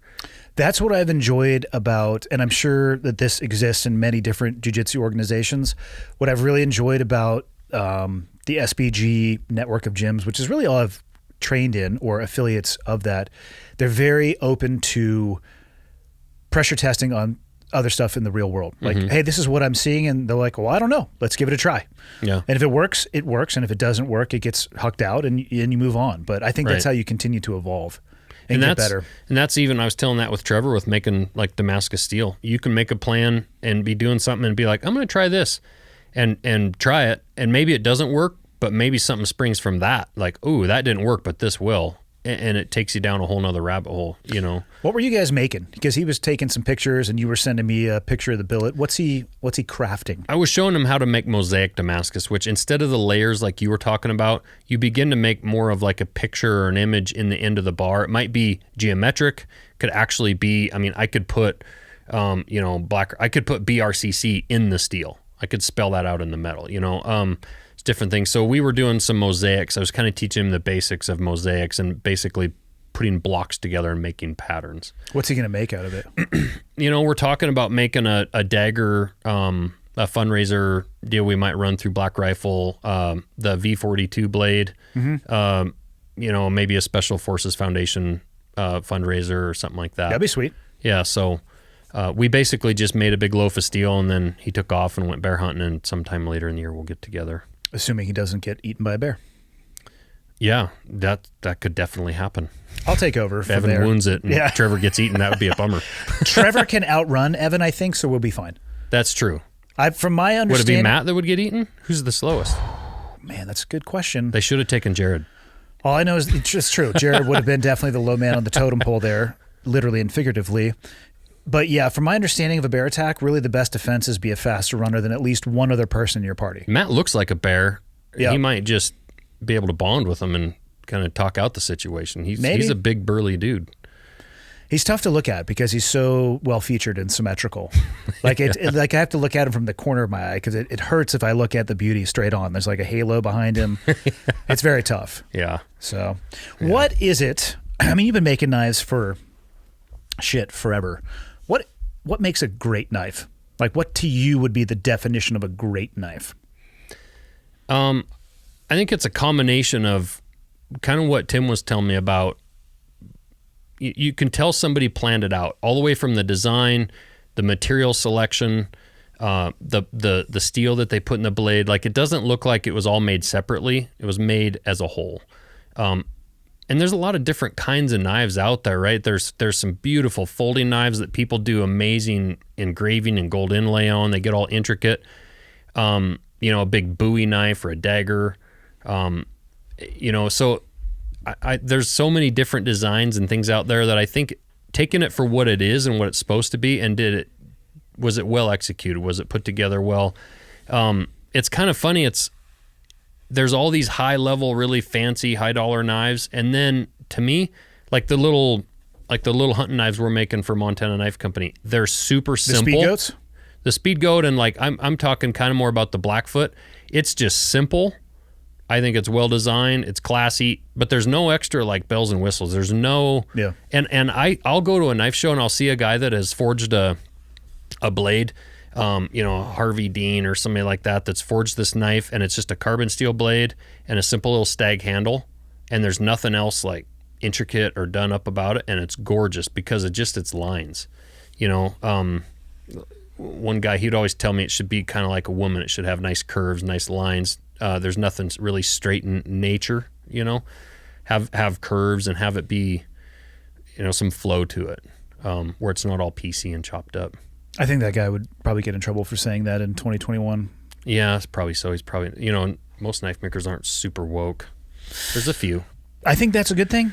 I think that there's a level of this wokeness that can get really fucking out of control, and we're trending in that direction. I'm not a fan. Yeah, no. At all? I'm not No. sure exactly what the end state is. I'm not sure the people who are woke could define the end state. There was a master bladesmith that posted on his Instagram the other day. He said, "Go get your COVID shot. Be a good human." And I kind of took offense to that because I'm like, because I'm not getting the shot, and I have my own reasons, and it's not necessarily because I'm wearing a tinfoil hat. Maybe just a little bit of tinfoil, but not a lot. But It could be like a beret. I'm thinking to myself, so if I don't want a shot, my personal choice, I don't want a shot. You're now a bad human. Like, There's a lot of are we virtues. getting a little carried away here. There's a lot of, from my opinion, and that's all it is, and take it for what it's, people listening, take it as that. You don't have to explode my email inbox to let me know that you don't like my opinion, because it is, in fact, just my opinion. But I think there's a lot of virtue signaling that is going on around it. And there's a lot of people who are scared shitless. Yeah. And they don't know how to deal with that. Right. They don't know how to be in a position where they feel like they have no control. And I get it. I'm not saying that that's okay by saying that I get it, but it's a little out of control. Yeah, and I don't have any problem if people want to wear a mask or their COVID shot or do whatever they want. Like, that's their deal. Like, you do you. I could give a shit. You know, it's kind of like the whole, you know, if you want to sleep with a guy or do whatever you want to do, like, that's your deal. Fine. Yep. But the whole putting it on everyone else, like, I'm supposed to go jam a needle in my arm because it makes you feel better. Like, you can go fuck yourself. Yeah, and then know? they'll generally phrase it. What I've noticed is that people will turn that and say, your unwillingness to do that means that you don't care about other people. And to me, that's a very, very large leap in logic. And also that goes back to kind of the virtue signaling. I'm a better person. I'm getting this because I care about you, Josh. Yeah. Not because of myself. I'm good. I'll be okay. And, you know, and I'm not reckless from the standpoint of, you know, if you're a guy that, you know, thinks you're sick and you're going to go into the old folks home to visit your grandma, well, then you are an asshole. Like, you need to stay out of there. You know, I mean, you need to put a mask on and go in there and, you know, treat a nursing home with the respect that it would need, you know, as far as with a pandemic going on. But if you're 30 years old or 40 years old and you're in good health, and I mean, I'm more of a numbers guy. I mean, if this thing was killing 10 or 15% of the people out there, everyone, yeah, I probably wouldn't be here right now. You know, I'm glad that, I mean, I don't think the numbers were ever forecast at that level, but they were pretty gnarly at the beginning. I'm glad that it didn't go that way. I got nervous. I mean, I went from being like, whatever, no big deal, to like, holy shit. I remember actually specifically my wife said, hey, my mom's coming out for dinner tonight. And I was like, no, she's not. Like, it was like one day I just decided, it was early, and I was like, I don't know, because we have 4 kids. They're around people. They're on sports teams, and they were all in school. And I'm like, man, I don't know. Like, any of us could have this thing right now. And so I definitely, you know, we did our part. Yeah. We didn't see her for 2 months and see my parents for a few months. And even when we did see them, we kind of kept our distance, because they were definitely, you know, at a higher risk category. her mom smokes and she's in pretty good health, but like, you just don't know, right? And so we did our part. And then as the whole thing kind of revealed itself, it's like, okay, you know, I'm 40, or I'm, you know, my kids or whatever, like, we're all good to go, you know? So yeah, we got quarantined because I coached my kids' football team. We all did that whole thing for a couple weeks because one of the kids tested positive, and, you know, I had it late November. Wasn't awesome. Wasn't terrible. Yeah. And every time I talk about my experience, again, this is only my experience, and I'm not saying that everybody would have the experience that I did, but I do think that the better prepared that you are, which is the correct way to say that, going into something like that, it's going to, you know, it informs the odds of you coming out the other side. It's, what's a polite way to say this? Seeing people who are morbidly obese wearing a mask, yelling at other people about how they're a risk to that person wearing the mask. Outside the bar with a drink in their hand and a cigarette. I've watched this play itself out here in town. I watched an interaction where a woman who, she was about a deuce and a half, and mask, it was outside of a bar. Yeah. I don't think she was smoking a cigarette, but she yelled at somebody who was walking on this sidewalk past where she was, because that person outside wasn't wearing a mask and she was wearing a mask. And I don't understand the cognitive dissonance there. It's like, do you really think that person is the biggest threat to you? Because you and your behavior and your actions, they're actually the biggest threat to you. It drives me a little bit nuts. And I don't know why people are so resistant to this individual accountability and responsibility. If you're in the last, how long have we been in this? 15 months now? 16 months? Yeah. If you look at the math, again, I find that I will almost always go back to just black and white data. Not that it's a complete picture, but it informs a starting position that I think you can have conversations with.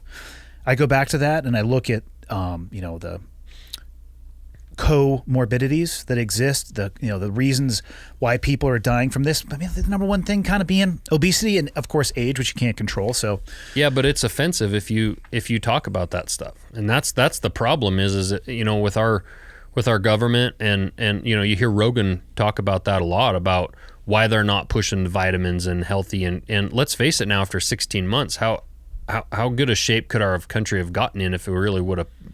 Well, that's where I was going. If you're at this, if it's 16 months, if you're in worse physical condition than you were in the beginning of this, you need to take stock in that and go look in the mirror and ask yourself, why is that the case? Because again, the more prepared you are going into, I would say, any type of crisis, right, the better off you're going to be from an emotional, from a mental, from a physical perspective.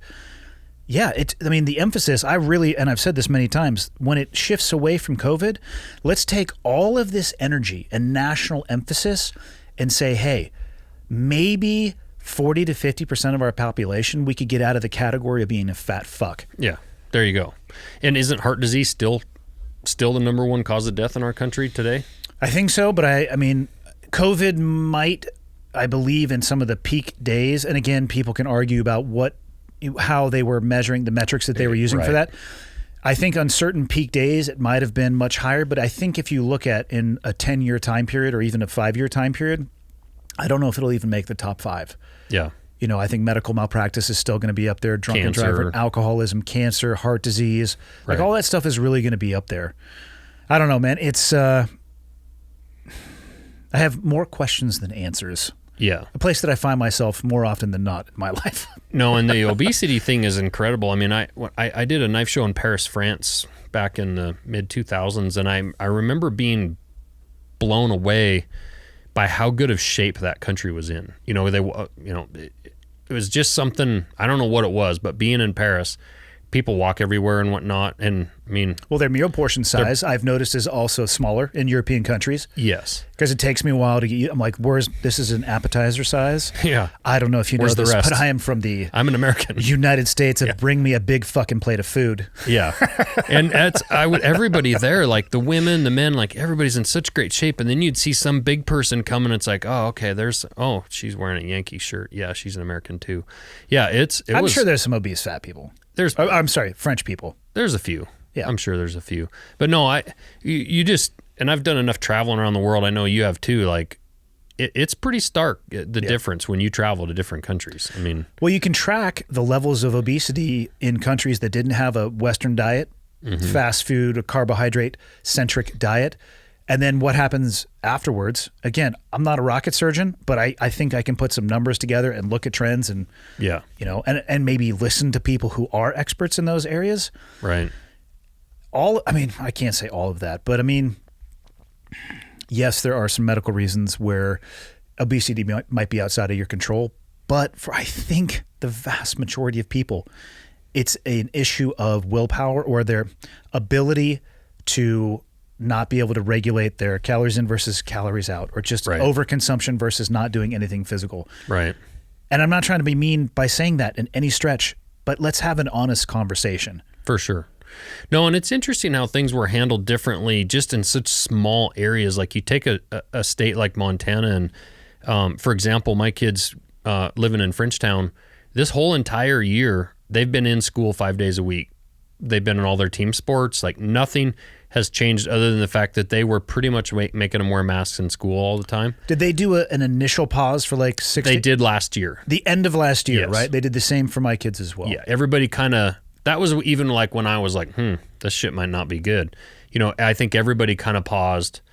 And then at that point, they were close enough to the end of the school year, they just they called ran it out, But then this fall, we went back to school. Now, my wife teaches school in Missoula, and they were only part-time, I think, kids in school like 2 days a week or something like that, up until just not too long ago, a couple months ago. Now they've got everybody back in school, but Missoula County dropped the mask mandate yesterday. Did they? Yeah, and at 8:30 this morning, they announced at my kids' school, no more masks, you don't have to wear them. And at 8:30 in Missoula, at my wife's school, they announced, you still need to wear your mask, and here's all the reasons why. And it's just funny how 15 miles makes such a big difference. And I feel bad, like, Montana had a lot of kids move in here last year that were big in sports because they moved in from California and Washington, some of these places that kids trying to get scholarships. And my kids are really athletic, and they're big into their extracurriculars. And I can't imagine what it would be like being in some of these other states where we're holding these kids back, not just sports wise, but even like academic wise. My two older daughters who are in high school are taking, honors classes, and they're taking all the stuff, the pre-college stuff and whatnot.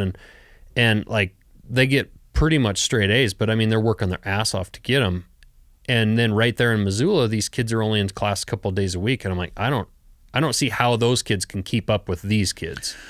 I don't even know if it's a measurement of being able to keep up. I mean, they're having a different experience. Yeah. Imagine having like a stellar, like you can see the trajectory. You're having this amazing high school athletic career that might lead you to a D1 scholarship, and then your senior year, gone. Yeah, and you're it's not like you're getting that time back. You're a kid with a single mother living in a city, like you're not going to move to Montana. Yeah. I mean, there's a few kids that got that chance, but that might, that was my thing. I'm like, my cousin is a coach for the Bobcat football team, and there's a lot of those kids going to college in track or in football or in basketball or whatever that might not be going to college at all if it wasn't for their sports scholarships. Yeah. How many kids are not going to get a chance to go to school? And I know it affected my daughter's track a lot because she missed a whole year of that coaching. She needed it. She's not really natural in that way, and it cost her definitely, so. I'll be curious to the long-term impact. Yeah. I think I don't know. What I've been talking to people, one of the big differences that I know or that I've heard of is, the suicide rate when it comes to that isolation. I had Rob Wolf on, and it's like, I know nobody that I grew up with that died from COVID, but 3 people who have committed suicide. So there's that aspect, I think, for the older, in air quotes, older, whatever generation that might be. And then what's going to be for those kids that did basically miss a year. I mean, keeping a pulse on the online schooling that my kids were doing, let's be honest. It was a joke, dude. Dude, it wasn't the same remotely.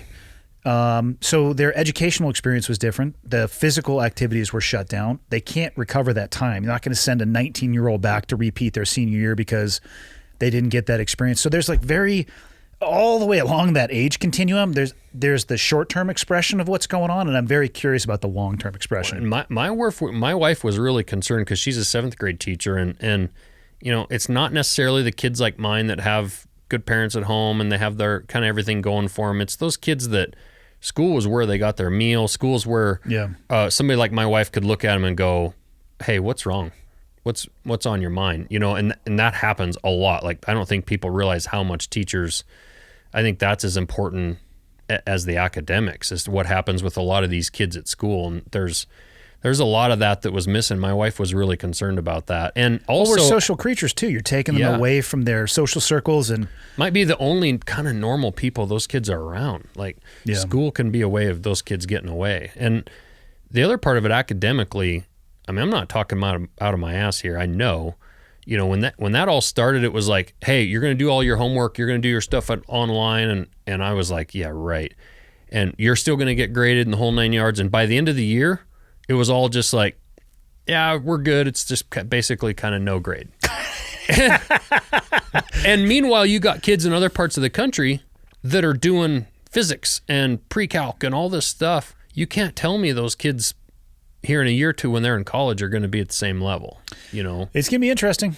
I don't know. It's unfortunate that I just wish we could base more of it off of actual data and facts. Well, like you described, the difference in geography, 15 miles, and the difference in messaging, I think that is what has unsettled a lot of people more than anything. And it's as if we cannot land on a message that this is why you should wear masks. And again, I'm not arguing for the efficacy of masks or saying that they don't work. Right. What I'm what I hear, people will argue all the time, like, oh my God, how can you say a mask doesn't work? I'm like, I'm not saying a mask doesn't work. My issue is, why can't we get a straight, consistent answer that provides a foundation that people can grow from? Because one day it's this and one day it's that, for this reason and then for that reason. And at some point in time, speaking for myself at least, I stop really paying attention if the people that I'm trying to pay attention to can't make up their fucking mind. Right. And that's what's scary about all this stuff is that it's like with Jack Carr's book, and I know it's fiction and whatnot, but you start to play all this stuff out and you cry wolf, and then, who's watching? What are they learning from all this? And what happens when, a government official stands up on CNN and says something and you go, whatever, dude. And you should be listening. You should be paying attention. Like, what happens when it's the real deal? And it's on CNN, and half the people in the country are going, screw them. It's a bunch of bullshit. And I don't know. I worry about all that stuff. But I do too, and I'm not even remotely... For a second, and then I go to my shop and I do my thing. Yeah, I'm not even remotely smart enough to try to figure out the solution. What I've been told is the solution is move to Wyoming. That's what I've been told. I've heard Wyoming's nice. People get so pissed at me about talking you about Montana. You single-handedly ruined Montana. Yeah. I'm like, how about we compare my metrics with the show Yellowstone? Yeah. Okay, like, come on. Yeah. And also, the secret's been out on Montana since the 70s. They've been singing about Montana for a long time. Yeah. Locals here get pissed. Like, they'll blow up. Well, they won't blow up my DMs. They'll be like, fuck you, man. I work in Whitefish. I can't buy a house. I'm like, I'm sorry. I'm still going to post a picture of the mountains because they're amazing. Like, I'm not the one driving your real estate rates through the roof. Yeah. It's no, I think what we need to do is take over British Columbia. We just need to make Montana bigger. I don't know how we make that happen, but... that's at a level, I think, above both you and I. You think so? I think so. Yeah. I don't know. I know a couple people who live there. I'll ask them if they have any suggestions. Currently, it might as well be the Himalayas. I think they might be okay with it. I think they're in a lot of times a situation up there that we are, where they're being controlled by their East Coast. They'd be like, "We'll be big Montana. That's all right." Yeah, it's amazing how beautiful. I drove up through Banff and went moose hunting. Went moose hunting. There's like awesome snowboarding in Fernie. It might as well be the western face of the Himalayas because I can't go there anyway. I know. But driving through Banff and getting up to do a moose hunt. It's so beautiful. It bums me out that we can't go up there and explore that. And I hope that it opens up sooner rather than later because, Kalispell, I don't know. Well, Frenchtown, you guys are west of Missoula, but I bet Missoula swells in population a little bit summer times. So Kalispell does too. A lot of that, Canadians coming down, they're summering down here. But also, there's a lot of traffic going up north as well, too. I feel bad for that Fernie area, and, we go up there quite a bit, Fernie and that Banff area, and I know they get quite a bit of traffic from Calgary, but still, they get a lot from south of the border, too. A lot. And that drive from Banff to Jasper, Alberta is absolutely unbelievable. I'd say top 5 beautiful drives that were done. Glacier Park on steroids. Agreed. It's unreal. Yeah. Yeah. No, it's amazing up there, and there's some unbelievable fly fishing down around Fernie, and there's a lot of people that I know down here that go fly, and it's only a few hour drive, and they're fly fishing. It used to be a few hour drive, and those people are basing a lot of their businesses off of us. Unfortunately, I know like the rivets in Canada. Rogan talks about them a lot, and I think they go black bear hunting up there. Yes, yeah. I was hanging out with them down at Soren Exit. Bert Sorens and John and Jen were there, and I don't know how those people are making it. I used to do my season opener in Alberta with Dudley, way far up north with Red Willow Outfitters. Last 2 years, it's shut down. And as a non-citizen there, you need to have a guide. You go through an outfitter. Yeah, of course. Right. That comes with a cost, but I'll pay that because they're the locals and they're the ones that give me the access to do that. I couldn't give them my money if I wanted to. I know. And I don't know how you do 2 years of that if that's your business model. I don't know how it happens. I don't know how many people have 2 years worth of savings saved up, but not this guy. That's tough. And when you're in that kind of business where a lot of those people are kind of living off deposits, you're taking deposits assuming that, okay, we're getting these in April. This is going to help us get through the summer, and we're going to do these hunts in the fall. And then all of a sudden you have to return all those. And now you're not getting any for next year. Like, I don't know. It's tough. I know quite a few people in the outfitting business, and there's not the money in it that a lot of people, I think $30,000 bear hunt, right? Like at Cole Kramer's. Yeah. they're not getting rich off that stuff. Yeah. And it costs a lot to run those operations. Yes, it does. Talking about business and savings, when did you start Montana Knife Company? Right in the middle of a pandemic. Because when you and I first, I think, started messaging back and forth, I swear you sent me a message like, I'm quitting my job tomorrow and just doing Montana Knife. Yeah. So what were you doing before? Like electrical line work? Yeah, I was a lineman for the utility here for Northwestern Energy. Okay. So, yeah, so I was a full-time knife maker through my 20s, got married too young, had 4 kids, awesome kids and whatnot, but I was a full-time knife maker, and then in 2008 when that economy kind of started going sideways and you're making $5,000 knives, people really quickly cut those out of the budget first. And I started, calling people on my order list, and it's like, I'm going to wait. And pretty soon I'm like, holy shit. And at that time, you watch CNN, they're talking about we're going into the Great Depression. Yeah, end of the world. Yeah. And so not that I believe much of what I see on CNN, but however, everyone was saying this could be bad. And I've got 4 kids to feed, and I had an opportunity to take a job through a friend of mine. He kind of helped me get on there, just running backhoe. And I was going to be a welder. Once I got hired on there, I saw the age of the people in the room, and I was like, there's going to be a lot of linemen leaving here shortly. So I switched. Little gray hair crowd, if you will. Yeah. So I switched over to the electric side, got an apprenticeship, and went through that 3-year apprenticeship to become a lineman. And I became a journeyman lineman there. I feel like it should be 5 years. And I say that because electricity scares the living shit out of me. Here's my technique. It hurts. Here's my technique at the house. If I have to do anything electrical, every single fuse in the box gets turned off, and then I'm like still tapping it, and then I'm getting one of those things. I'm like that it beeps, and then I'm still scared shitless. Oh yeah. Yeah, no, it's... You only have to get bit once or twice. You're like, whoa, that was a good one. Dude. Oh, man. Everybody's got the time that... I mean, it's like getting hit in the face with a bat. Well, but the lineman stuff is... I feel like that the wires that you're working on have a little bit more juice coming through them. There's a little bit more behind it, which you don't get hit by... You can survive those, but... Yeah, you don't generally want to get hit by those. I've got some house voltage a few times pretty good, but no, we're doing. I mean, you're 7,200 volts, and then we work on our. It's cool here as a lineman because we do distribution and transmission. So on the transmission, we're working 100,000 volts, 160,000. We have a 230 line, and then we have a 500,000 volt line that runs the length of the state. So take a hard pass on all that. I'm glad that people like you exist. Yeah, that I can call when. Well, actually, you probably can't call because the cell towers would be out too. But that I know that are out there. It's a great job. I mean, I did really enjoy it, especially once you got out of the office and away from the corporate bullshit. I mean, when you're out in the field, you're climbing poles. It's a brotherhood. I mean, I would kind of somewhat compare it to the military from the standpoint of you've kind of got your learning curve. You got your new guys on the crew. You got to kind of earn your stripes. Yeah. You got to show that you can work. When you're a grunt in the beginning, you do all the shit, Yeah, and the currency is your performance. Yeah, and then you learn to climb poles, and as a young guy, you spend a lot of time up the pole in hooks and climbing really shitty, rotten poles. And it's like a soft gay porn reference that you're going down there a little bit. I mean. Yeah. Not that I don't know what that anything says wrong about with me. that. I'm just saying. Like I don't know where we're going with this, but spent a lot of time climbing the pole. I'm like, God, where are you? Yeah.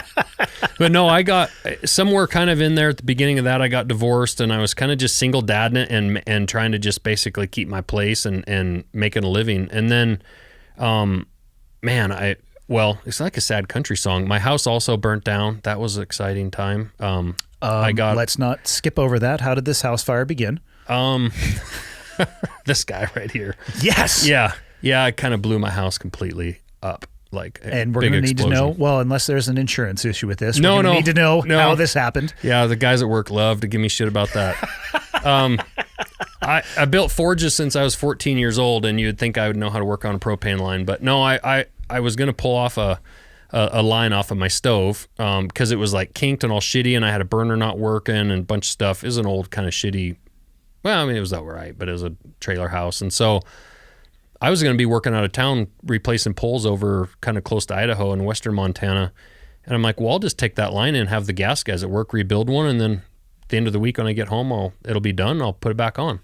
So I ran out, turned my propane tank off, ran back in the house, and this was like 5:30 in the morning, getting ready for work, and I climb in and I get the line all unhooked, and I know you got to get the shut off, right? Well, as it turns out, it was down in the crawl space of this shitty trailer, and I was in a rush, and I took it all off and threw it in my car, and I head to work, and as I'm driving out, it's middle of winter, I'm like, oh, I didn't turn my tank back on. So I turn around, turn my tank back on for my backup heat. I had a wood stove, which was roaring at the time. Fed the horses, turned my tank back on, and left. And we're loading power poles at work. Super cold March morning. Your house literally blew up, didn't it? Yeah. Yeah. My front door went like 80 feet. I'm just thinking here that the description, that stuff slowly built and filled that room until it hit the ignition point and then went fucking high order. Dude, seriously. My boss comes running across the parking lot at work screaming at 6 of us, your house is on fire. And we're all looking at him like, what are you talking about? And he's like, Josh, your house is burning down. And so I ran to the truck, grabbed my phone and my keys out of I had my bag for the night to go. And I grabbed my cell phone. I had about 65 missed calls. And as soon as I get in the car, 911 calls again. Well, the neighbor had told him there's kids there. So they're fucking going in, entering the house, trying to chopping through the side of the house. Yeah. And I'm like, no, tell them to stay the hell away from it. It's not like, I don't want anybody getting hurt over my kids are accounted house. For. Yeah. they were at my wife or ex-wife's. And so it's strange when you get on the interstate and 20 miles from where you're sitting, you see a plume and you know it's your house. I can't say I've ever experienced that. It's a strange feeling. You've seen some plumes, and I would just imagine it was other people's houses. As you drive closer, the plume gets bigger, and you just realize that sucker's really gone. So that's a full backdraft scenario that you created for yourself. Yeah, it was special. Yeah, I got there because the 911 gal was like, I actually know her. She's like, yeah, don't hurry, like don't make the situation worse. There's nothing. Yeah.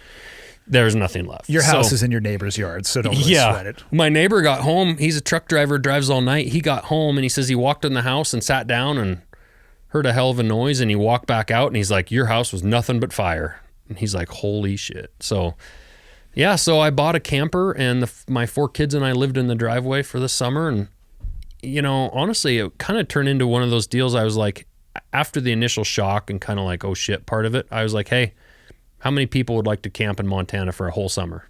Quite a few. I was like, that's what we're going to do. And so, honestly, we kind of treated it, I tried to treat it with them like, this is going to be fun. It's going to be a blast. Yeah, it's an adventure. Because we could dwell on this for months. Well, hardship is often a matter of headspace. Yep. You can change your complete perspective and experience if you start looking at adversity as motivation instead of a stumbling block. Yep. No, it turned out... It was amazing. Built a new house and did a ton of the work myself on it. And is that where you live now? General did all. Yep. General contracted it all, and it worked out. It all worked out great, and it was a good experience. And and I got a lot of shit at work. I mean, you go back. I feel like you kind of wrote the check for that, though. I did. They're basically just cashing the check. There's you nothing personally wrote. You've walked in those rooms where it's like, go ahead. Yeah. Have at it, boys. And I know I'll be suffering this for the rest of the time that I know you people. Yeah. So to go back a step. So when you were making knives before, this was under the Josh Smith's Knives banner, right? Because to be honest, I'll see you post on social, and sometimes it's under Josh Smith, and sometimes it's under Montana Knife Company. So I want to be clear about what we're talking about because both still exist, right? Yeah, and I was making just customs, just high end, kind of one of a kind art piece customs, and it was cool. And that was a really cool part of it is I was meeting people all over the world, traveling all over the world, getting flown by princes to different countries to look at swords and museums. And I mean, it was amazing, but it was hard to make a real actual good living from it because those pieces take so long. And I'd imagine the demand was hit or miss too, peaks and valleys. Yeah. And if you have a screw up, if you work on something for a month and you screw up and have to start over, like you don't get paid for that. You're starting over. And so there were some lessons learned and all that, but, after all that house stuff happened and things kind of started settling down, honestly, what changed my life the most was meeting my new wife, Jessica. When I met her, I had 4 kids, doing my thing. I was like, this chick's never like, I just figured, I called her and I was like, yeah, you want to go out? Cause I met her at a bar and she gave me her number and I was like, yeah, this gal's not going to want to deal with how busy my life is. And as it turns out, it was incredible. And, started dating and got married. And then that's when she started taking the pressure off of like being the dad, doing the laundry, doing the dishes, doing that whole thing, and allowed me to start getting back into my shop. Cause I kind of put the Josh Smith knives on a bit of a hold while I was just trying to hold on to the gotta survive first, tiger man. by the tail. Gotta survive first. And that was my thing, is like, I could have kept making knives full time, but I would have had to have probably sacrificed more for my family. Their lives would have been maybe more affected. So I kind of like, that was a hard one. Like ego wise, like I was like kind of right at the top of the knife game as far as one of the more well-known makers in the world. And I just kind of stepped away and just took a day job. And, so it's just what you got to do when you have young babies, And so once Jess and I were together, and I was kind of telling her, like, if I go back into this, I want to start a company that's run differently than the way I did it before. And I still want to make those custom knives. I want to still be able to experience like what Trevor and I were doing in the shop last week, but I don't want to have my family, beholden to that. Yeah. And so I had always had this idea of Montana Knife Company for years, since the early 2000s. A friend of mine always talked about like this company that we could run, but I knew the timing, like if I was going to do it, I'd have one shot. And so I waited until once I had Jess and kind of had her support. And man, when you've got that like wind in your sails and you've got that person that's like, yeah, you want to do that? I got you, And so, I kind of started talking about starting it last year, or last winter. And what really kind of launched things was I went to Winter Strong at Bert Soren's with Sornex. I got invited there by Neil Kamamura and demonstrated, and I had some prototypes that I had made and kind of showed some people, and little did I know this was a really kind of cool connected crowd. And they're like, yeah, that's a cool idea. And so through that, I found Brandon, my business partner. He was recommended to me, and I started hiring him to do some photography and kind of build my website, my Montana Knife Company website. And very quickly I started realizing, like, this guy's freaking good. Like, he knows his shit. And marketing wise, he knows his shit, and he can do this photography. And so midsummer, we launched Montana Knife Company last year, the night before Big Sky Tack. We launched the website and sold those knives really fast. And then I ended up asking Brandon if he wanted to like partner up. And I told him, look, I can't afford to pay you every day, all day the way I need you. So here's a chunk of the company. Yeah. And he was working for Flag Nor Fail at the time here in town. Yeah, with the Baileys. Yep. I've had Rob on. Yep. Yeah, and him and those guys are still close. Brandon actually just kind of quit working for them last fall. But he was their marketing guy for a long time. And still super close with all those guys, and he really enjoyed. But Brandon has that next level of talent. Like, he's got to do his own thing. And he'd been kind of looking for the right thing, and so he jumped on board. And then since then, it's like I'm doing the knife shop thing. He's doing the Instagram and the web and marketing shit. And dude, it's freaking just gone insane. How many times has your website crashed on a release day, you fucker? It's insane, dude. I can't even believe it. I can't either. I had one of those Damascus speed goats in my cart. Yeah. I was in my truck. I'm like looking at my watch. I'm like, actually, I don't know why I just looked down at my wrist, because it was on my fucking iPhone. I don't wear a watch. It was like refreshing. I was like, boom, there it is in the cart. By the time I hit the PayPal button and got around to like finishing it, it was already out of the cart. So that was like a run of 10 though, right? So that was small, yeah. But that's happened on our runs of 300 and 400. Like, that's what I'm saying. People get angry, like really angry, and I feel bad, but I'm like, I don't feel know bad. What to tell you. Feel like, good. Yeah, it's pretty good. But no, it's like, we literally have people like on some of our. I noticed on a post yesterday, a guy was telling other people like how to like speed up the process. I mean, the checkout process. Yeah, the one guy practiced. And he said, I bought a hat, but I just practiced the checkout process to buy this hat. Like, people are super cool. That's what screwed me in the old Damascus one. Yeah. And literally, you didn't practice enough. I didn't practice at all. And had the result of what's going to happen when you don't practice at all. I just was on my phone, clicked the button, and so it's something we're actually trying. So, I mean, it's been awesome how quickly we've really taken off, and I think our message is resonating with people. It's kind of that our motto is working knives for working people, like the rancher, the farmer, the welder, the people that like just go to work every day and grind. Like that's what we're about, and American made, and you know, we are trying to remedy that where we're ramping up production, right? Because when I did that first run of 200 knives, I was going to be happy if I sold those in a year. You know, I was a guy that was making 15 and 20 knives a year as customs. They were a lot more expensive. Probably taking you months at a time, but right. So there's a huge learning curve too, right? Because I was in the custom world, not the production world. I don't know anything about the production world. So for myself, it's like not being a knife maker. Like it's like I've never done it. Like I have to. It's like, okay, well that's cool with one. How do you do that now 400 times? The small business hustle is an interesting one. Yeah.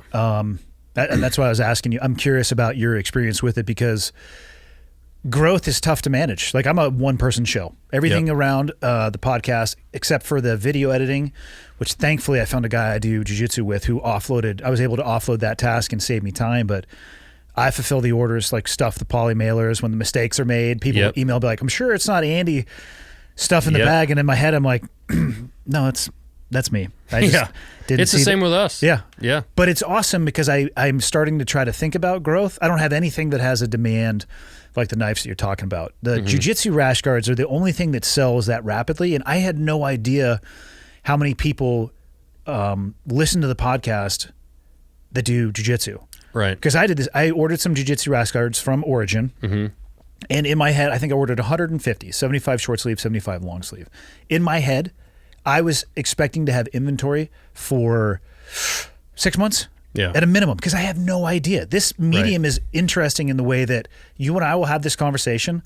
I will upload this. It will go live Monday, and I don't know where the fuck it goes. Right. It's, you know, I don't know who's listening to it. It's wild. I can see downloads and I can see a little bit of the geography, but I get messages from people all over the world. I'm like, God, you've got to be kidding me.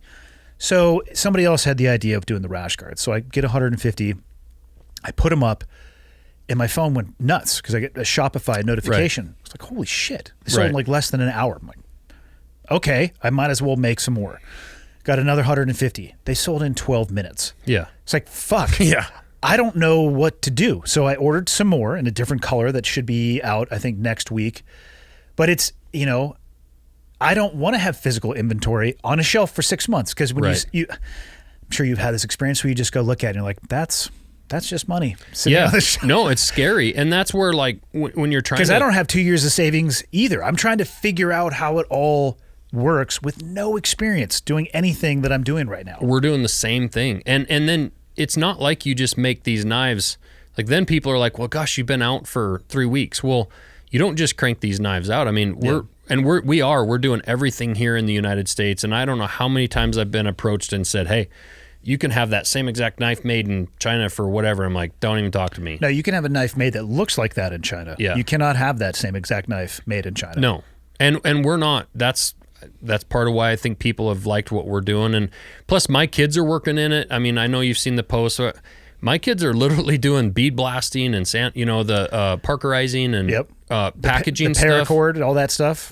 And it's, tying the paracord. My high school daughter, both of them are unbelievable. And they're taping their fingers up, getting blistered and whatnot. But that being said, we're definitely expanding.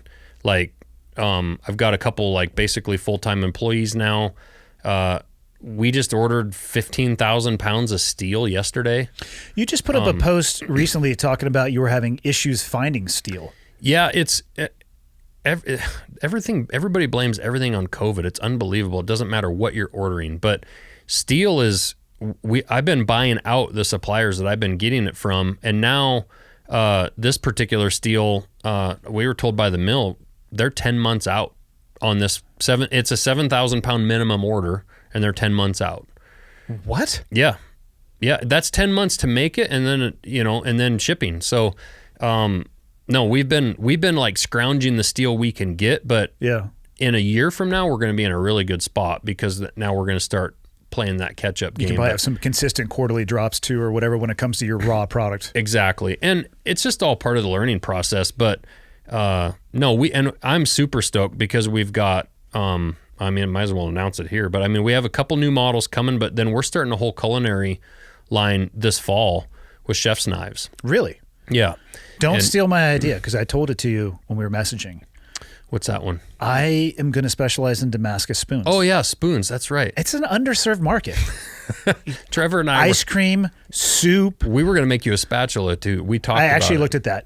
I saw a Damascus spatula online for $800. We were going to make one that was like this long, I but would've then he used was the fuck out he of was it. going to macro lens shoot it like we made you a big Yeah. one, and then we were going to mail you one about 2 inches long. I would have gotten like a 3-foot wood handle on that thing and flip burgers with it. Yeah. Well, you can still come down and forge one. Trevor, I don't know how many times this week Trevor went, fucking spatula. Why does he want to make a spatula? Because I want to be a disruptor in the marketplace. Yeah.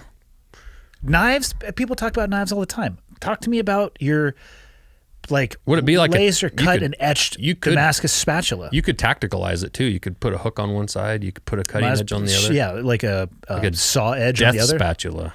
Which would probably work very shitty in the kitchen. Like it would cut up the stuff you're trying to like. It would be the worst functional design ever. So because right now I have 2 of the speed goats, which by the way, like that thing is absolutely. I love how it is purpose driven. There's nothing extra on that, so it can go right on the side of a bino harness or a belt. That thing will be in every pack that I carry for hunting season. And then what was the other one called? The Blackfoot? Blackfoot. Okay. The reason I named that was our original knife, and I grew up in the Blackfoot Valley, and I made, like when I launched this company, I was like, I'm going to make the knife that could do anything in this valley. It might not be, the perfect knife for, say, a big bushcraft knife or whatever, but if you had to take one knife out, you could cape, it's got enough of a point, you could cape something, it's big enough and hardy enough, you could do some real work with it. So that's the Blackfoot. And those are the 2 you have right now for Montana Knife Company, right? And then we've got a couple more of like skinny knife designs, because those are pretty pointy, really thin. We got a couple skinny knives coming out. We actually have one coming out that Cole Kramer helped design. That's going to be He's a stud, by the way, really too. cool. He's awesome. Yeah, I met him through John Barklow at Sitka at a TAC, Total Archery Challenge, for those who don't know what that means. Awesome guy. Guides up in Alaska. Trevor guides underneath him. Yep. Awesome. What do you guy. want to take you want to take a guess as to whether or not Trevor's good at guiding? I don't know if he has. Do you think he has any endurance? Can he walk very far, or does he have to take breaks? You see the workouts he posts? I try He's not a to. savage. I try not to. First off, he's 14, all right? So he can have that level of cardio. I'm going to get that fucker on the jiu-jitsu mats one of these days. That was a great response. He probably was He just didn't like, have a response. Yeah, because there is no response. It's called checkmate, motherfucker. Yeah, exactly. No. The You know he's going to be good at guiding, though. talking about Barkalow, I was fortunate enough to get to meet him a few weeks ago down in Bozeman, and man, what a cool guy! Stud. Just the nicest guy. Yeah, he is a wealth and his of videos. knowledge. I don't know why everyone's not following. If you're in the outdoors, like just his videos on his Instagram of the knowledge that he has is unbelievable. And again, what a perfect medium to be able to capture, share, comment on, tag your friend. Like he's figuring it out too. When I first reconnected with him, he was the most anti-social media person. Like he had a profile so he could look at other people because Wasn't it a cat or something? He had a cat. He said he still has an unacceptable amount of cats that he posts about. He does. He's a feline lover. I get it. Barkalow loves some pussy, so it is what it is. But he was so anti social media, and now he's realizing like, I can connect with people, and I think he's really realizing the value of the knowledge that he has. I mean, the dude ran the cold weather facility for Spec War. I know. For a decade. Like, yeah, man, you might have a few things to say about. But he's that guy that you were talking about. He's that World War I guy or Civil War guy. Like he's that modern day guy that's got so much experience that we actually get to learn from. Yeah. Where, that knowledge and information will live on. And that's where like 100 years ago that information just died with somebody. And he's that modern day wealth of knowledge that even guys like you that are well accomplished and all that stuff still want to sit down and listen to, which is really cool. Yeah, when he starts talking, I shut up and I start listening for sure. Yeah. I mean, I did all the things that he used to teach, but there is such a difference between walking the path and then knowing how to teach other people to walk that path. Right. And then, building the path in and of itself. Right.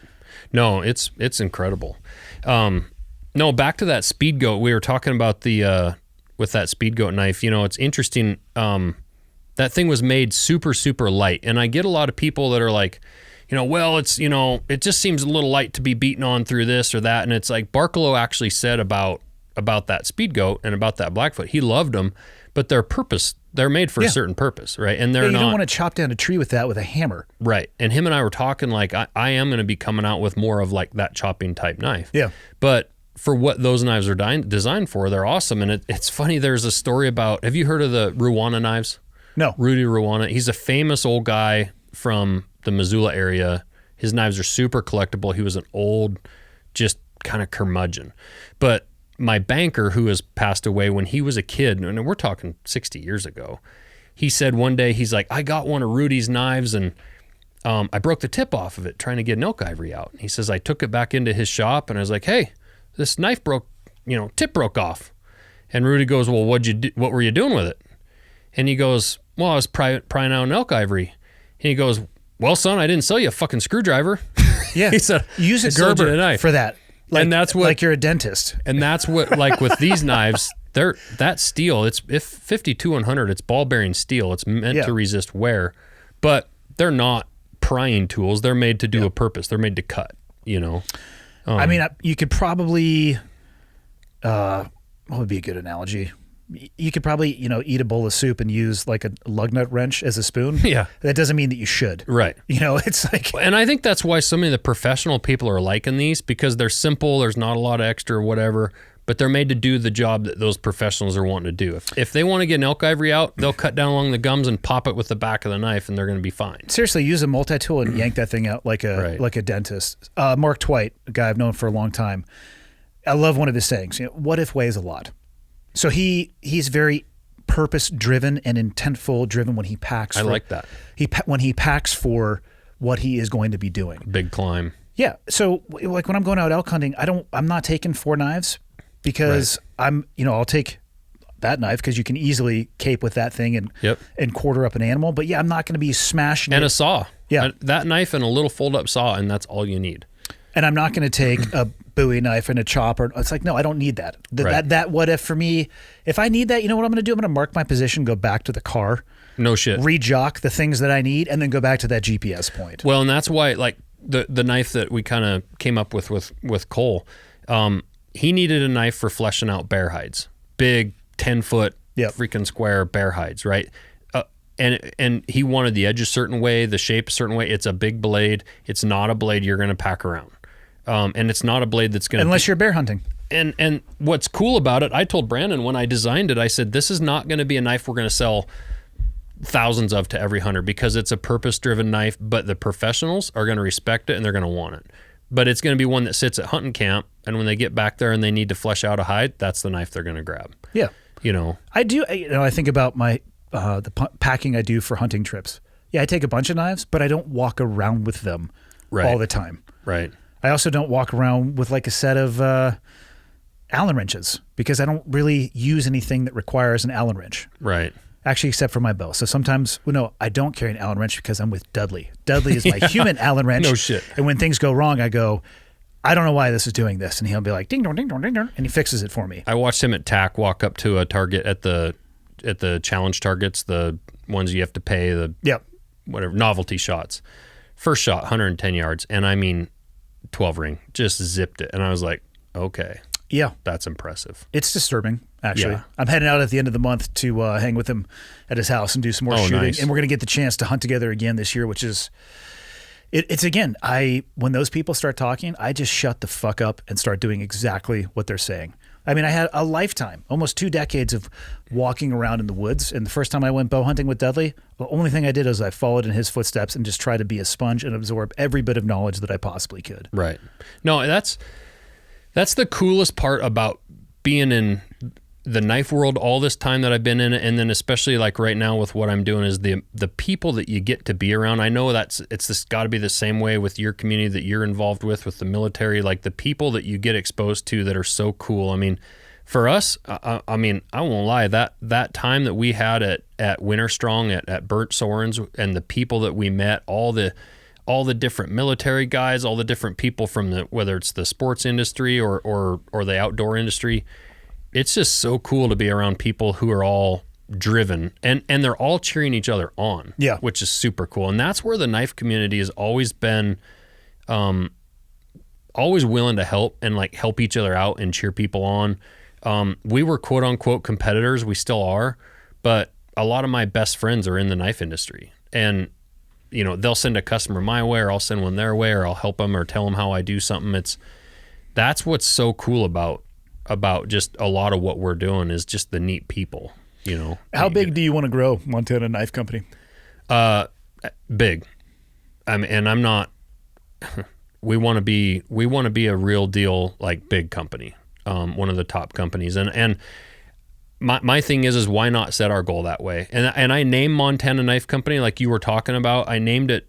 I didn't want it to be Josh Smith Knives. If you buy a Josh Smith knife, you're buying a custom that no one else has worked on, you know, unless we get like an engraver to do something or whatever. It's an exclusive. But the Montana Knife Company knives, right now I'm sharpening every single blade myself. I'm still working on every knife. Down the road, that might not be the case, but I'm making them, I'm prototyping them, I'm testing them.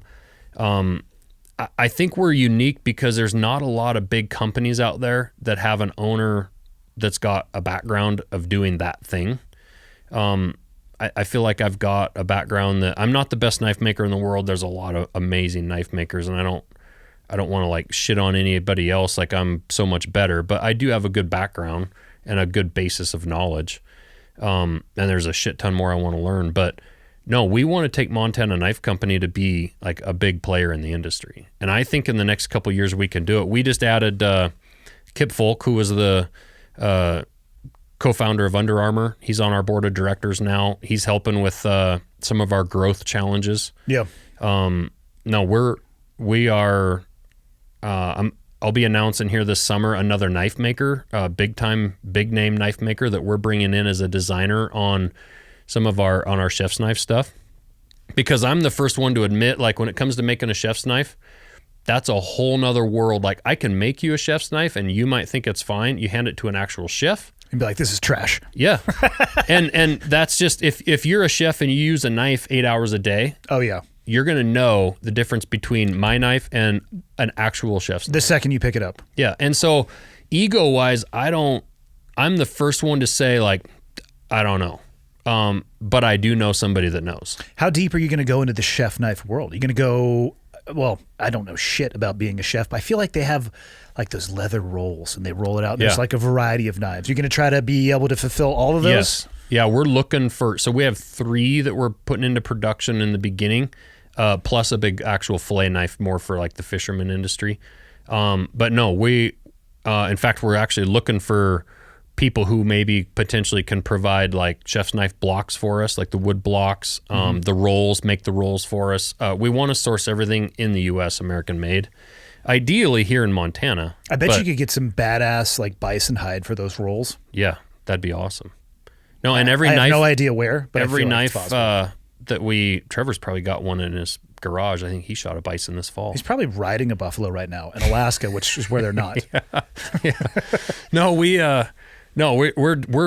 gonna try. We want to come up with a quote unquote tactical knife, something that a military guy would want to carry that's legit. I told Trevor I don't want to build something that just is some cosplay thing. Like I want to build something that's respectable. Have fun with that project. Let me just tell you, because you're gonna get, if you ask 50 people, on what a tactical knife is, you are going to get 100 answers from those 50 people. Yeah. All of which will be completely planted in the ground that theirs is the correct one, and have fun. Yeah. Let me know how that journey goes for you. I'd stick to the chef's knives.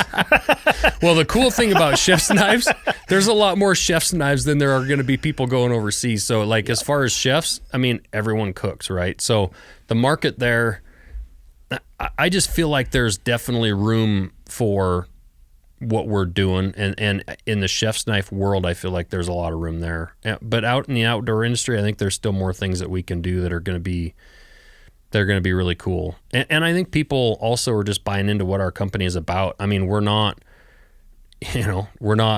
we support our veterans, we support our police, our fire, not into the woke bullshit.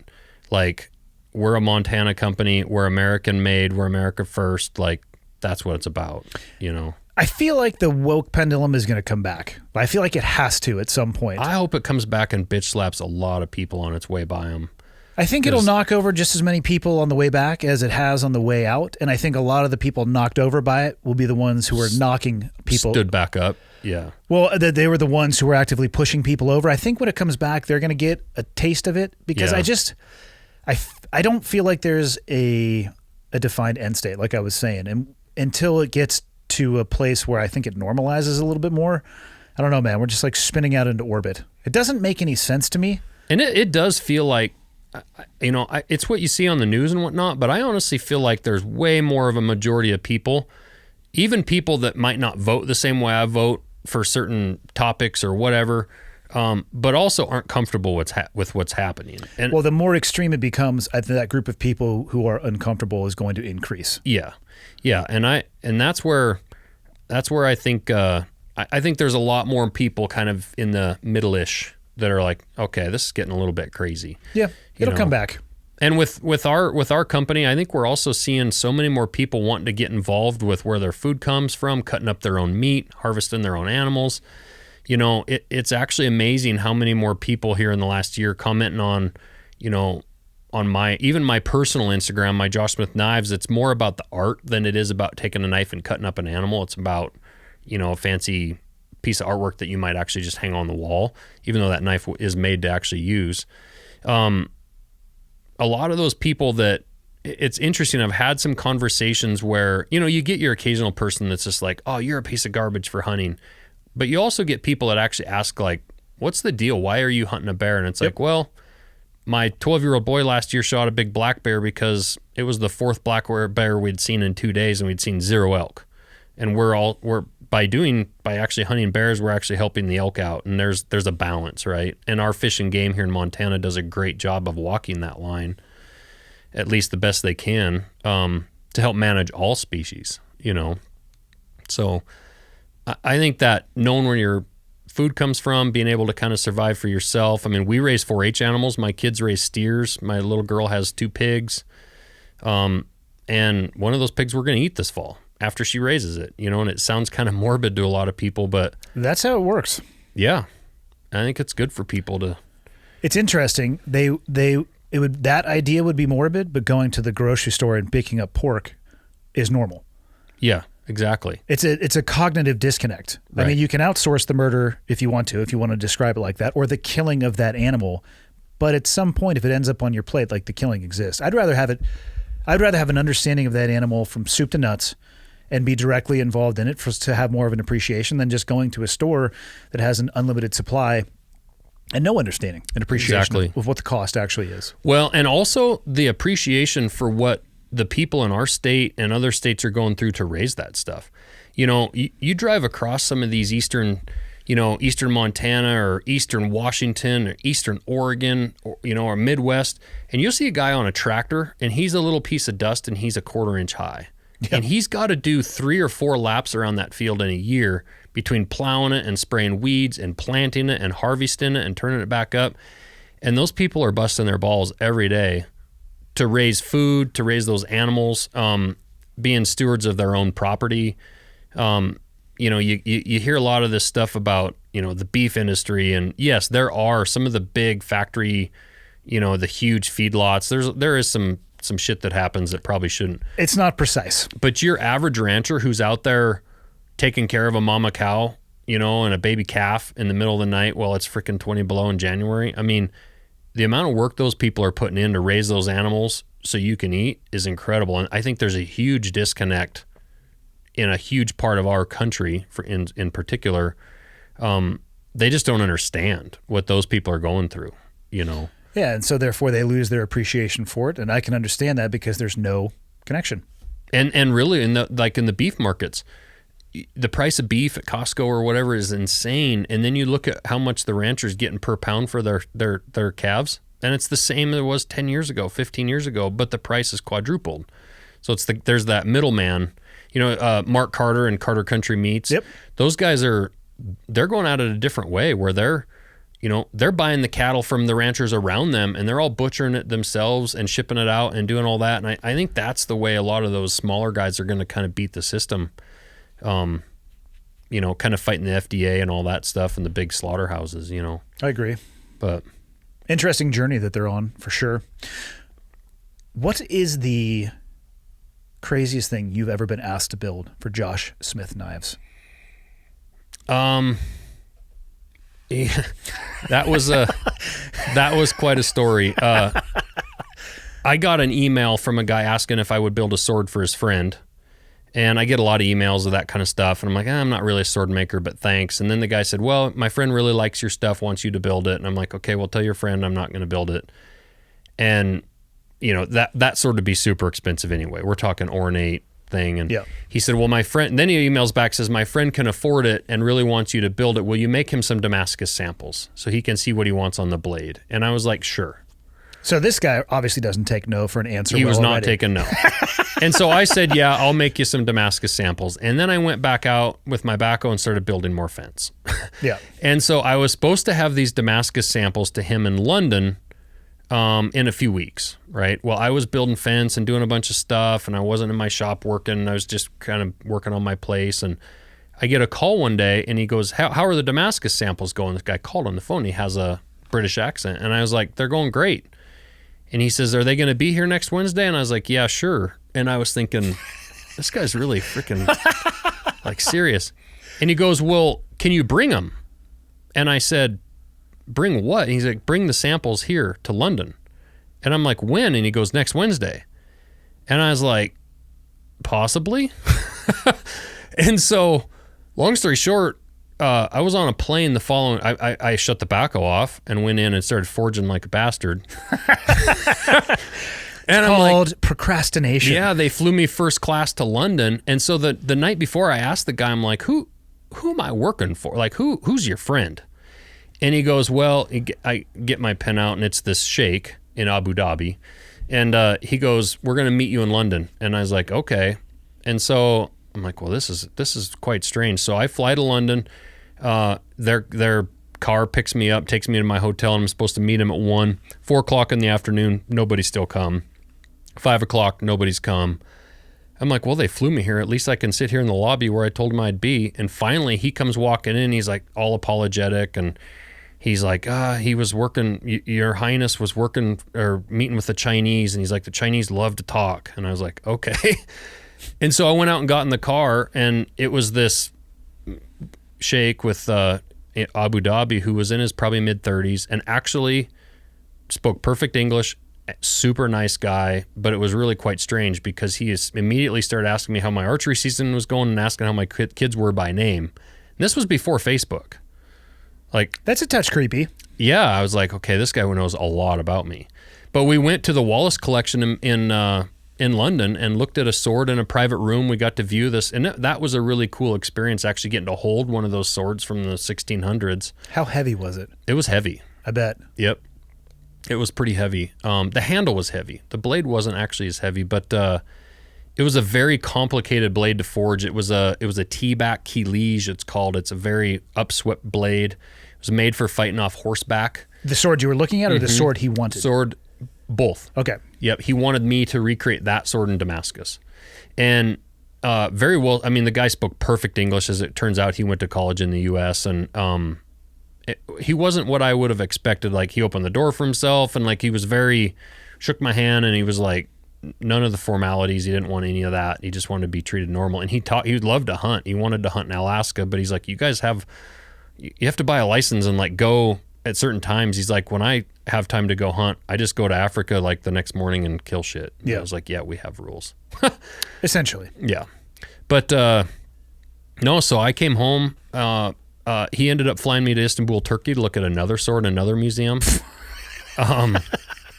Of which I just went by myself, and the Turkish consulate picked me up, and they drove me around Istanbul for 3 days and had a bodyguard that whole time, and like took me to the Topkapi Palace and looked at a sword there, which was a really kind of cool experience to see all that. And then I built that sword, and he flew me and my ex-wife to Abu Dhabi to deliver it.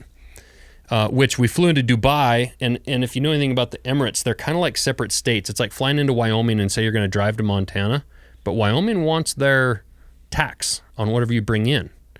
And he's like, they asked me at the airport, I've got this sword, and they make me open it all up, and there's all this security comes around, and they're like, well, how much is this sword worth? And I was like, it's $7. Well, I said $37,000 because that's what it was.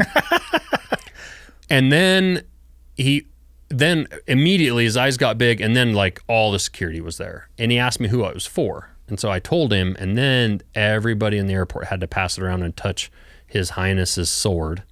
Turned into a 2-hour excursion there at the airport. And then they asked me again what it was worth because I had to pay duty, and I said $3,700.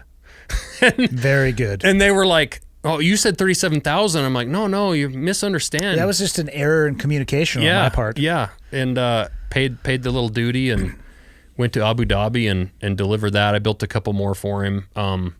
But that was quite an experience for sure. That was strange. That's awesome. One of those, after we looked at the sword in the museum, he's like, let's go back to my hotel and talk about this. And so we get back, we get into his room. There's these guys in there, and we start to talk, and he goes, hey, we were way late. You didn't eat any lunch, did you? And I was like, no, but I'm good.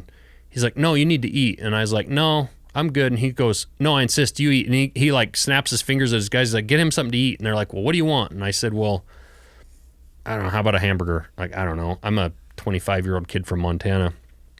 And so 20 minutes later, I'm not shitting you, the silver tray rolled in was half the size of your podcast table. And it was full of, it was like 25 plates on this. And he goes, you eat, we'll wait. And so there's 5 bodyguards in there and him, and he's watching rugby on TV in London while I'm sitting in about a 4,000 square foot hotel room eating a burger. Crushing a custom burger. In front of a prince or whatever he is. And I thought to myself, this is not where I thought I would be when I started making knives when I was 12 years old. It was quite strange. If you're looking back on all the knives you have made, what's your favorite that you've ever made? Man, I don't know. I really like making the push daggers just because they're so artistic. Man, I cannot pick one because I make knives a lot of times, especially through the process of getting better. You make one and you're like, oh, this is it. Like, never made a better knife, and you want to keep it.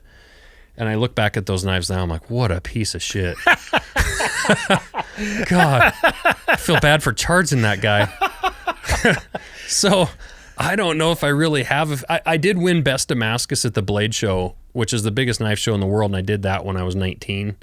That was cool. And that was a big, like, that was kind of like when I passed my Mastersmith test, that was really neat. But going and putting your knives in and competing against all of the knife makers at the biggest show in the world as a kid and having them judge all your stuff and picking your knife and beating, quote unquote, beating my mentors. I mean, everyone was in there, right? I mean, there's incredible knives in that. And that was a big moment for me of like, I've kind of arrived, like, not that I'm the best in the world, but like in that moment, I won that competition. Yeah, you're getting recognized amongst your peers and idols. And the next year I went with a way, way nicer piece of steel. Like I'm like, I'm going to repeat. I'm going to blow this one out. It was an incredible piece of steel, and I lost. So you just never know in those judgings. Any desire from your kids to go down the bladesmithing route? I think a little bit. I think my boy enjoys it. My girls enjoy helping with the Montana Knife Company stuff. I think they really they're enjoying seeing more the business side of the house. They're getting to see the business grow. Yeah. Which I think is, and they're old enough to kind of experience it. My boy likes being out there in the shop and messing around. It's hard because, my ex has my kids a week at a time than I do. They're in sports, sometimes multiple sports at a time. So their time is very limited. Yeah. Sometimes that's good. Sometimes it's bad. I wonder. I mean, they're very driven, very athletic kids, but sometimes like the pandemic when there was no AAU basketball, it was actually kind of nice to just not have a tournament this weekend, So, but I don't want to force that on them at all. My boy loves to hunt, loves being involved in all that. And, I don't force any of that. My girls love to hunt. My daughters have each shot nice mule deer bucks. My oldest daughter, Demi, when she was 15, when she was 12, her first day that she was eligible to shoot an elk, she shot a 5-point bull elk with a rifle right at daylight. What a little asshole. I know. It was awesome. My 12-year-old boy last year shot a really nice black bear. Nice. And I have a rule: if you shoot it, you have to have the heaviest pack out. Yeah, of course. So he had a 60-pound pack going out, and it was legit. Brandon happened to be with us, and it was raining and wet. And he spotted that bear from over a mile away. Hank did. We had to drop through the creek bottom and back up and find the bear, and we had to pursue it. Hank actually saw it first again, and then, it's like getting a kid set up through a scope on something. I'm like, there he is, get set up, and I'm trying to get him set up on my pack, and bear walks off feeding, and we kind of have to we kept following it, and I got him set up about... I can't see it! Yeah. Got him set up 3 more times, and he made a great shot on that bear, and that was really cool. Because he had to...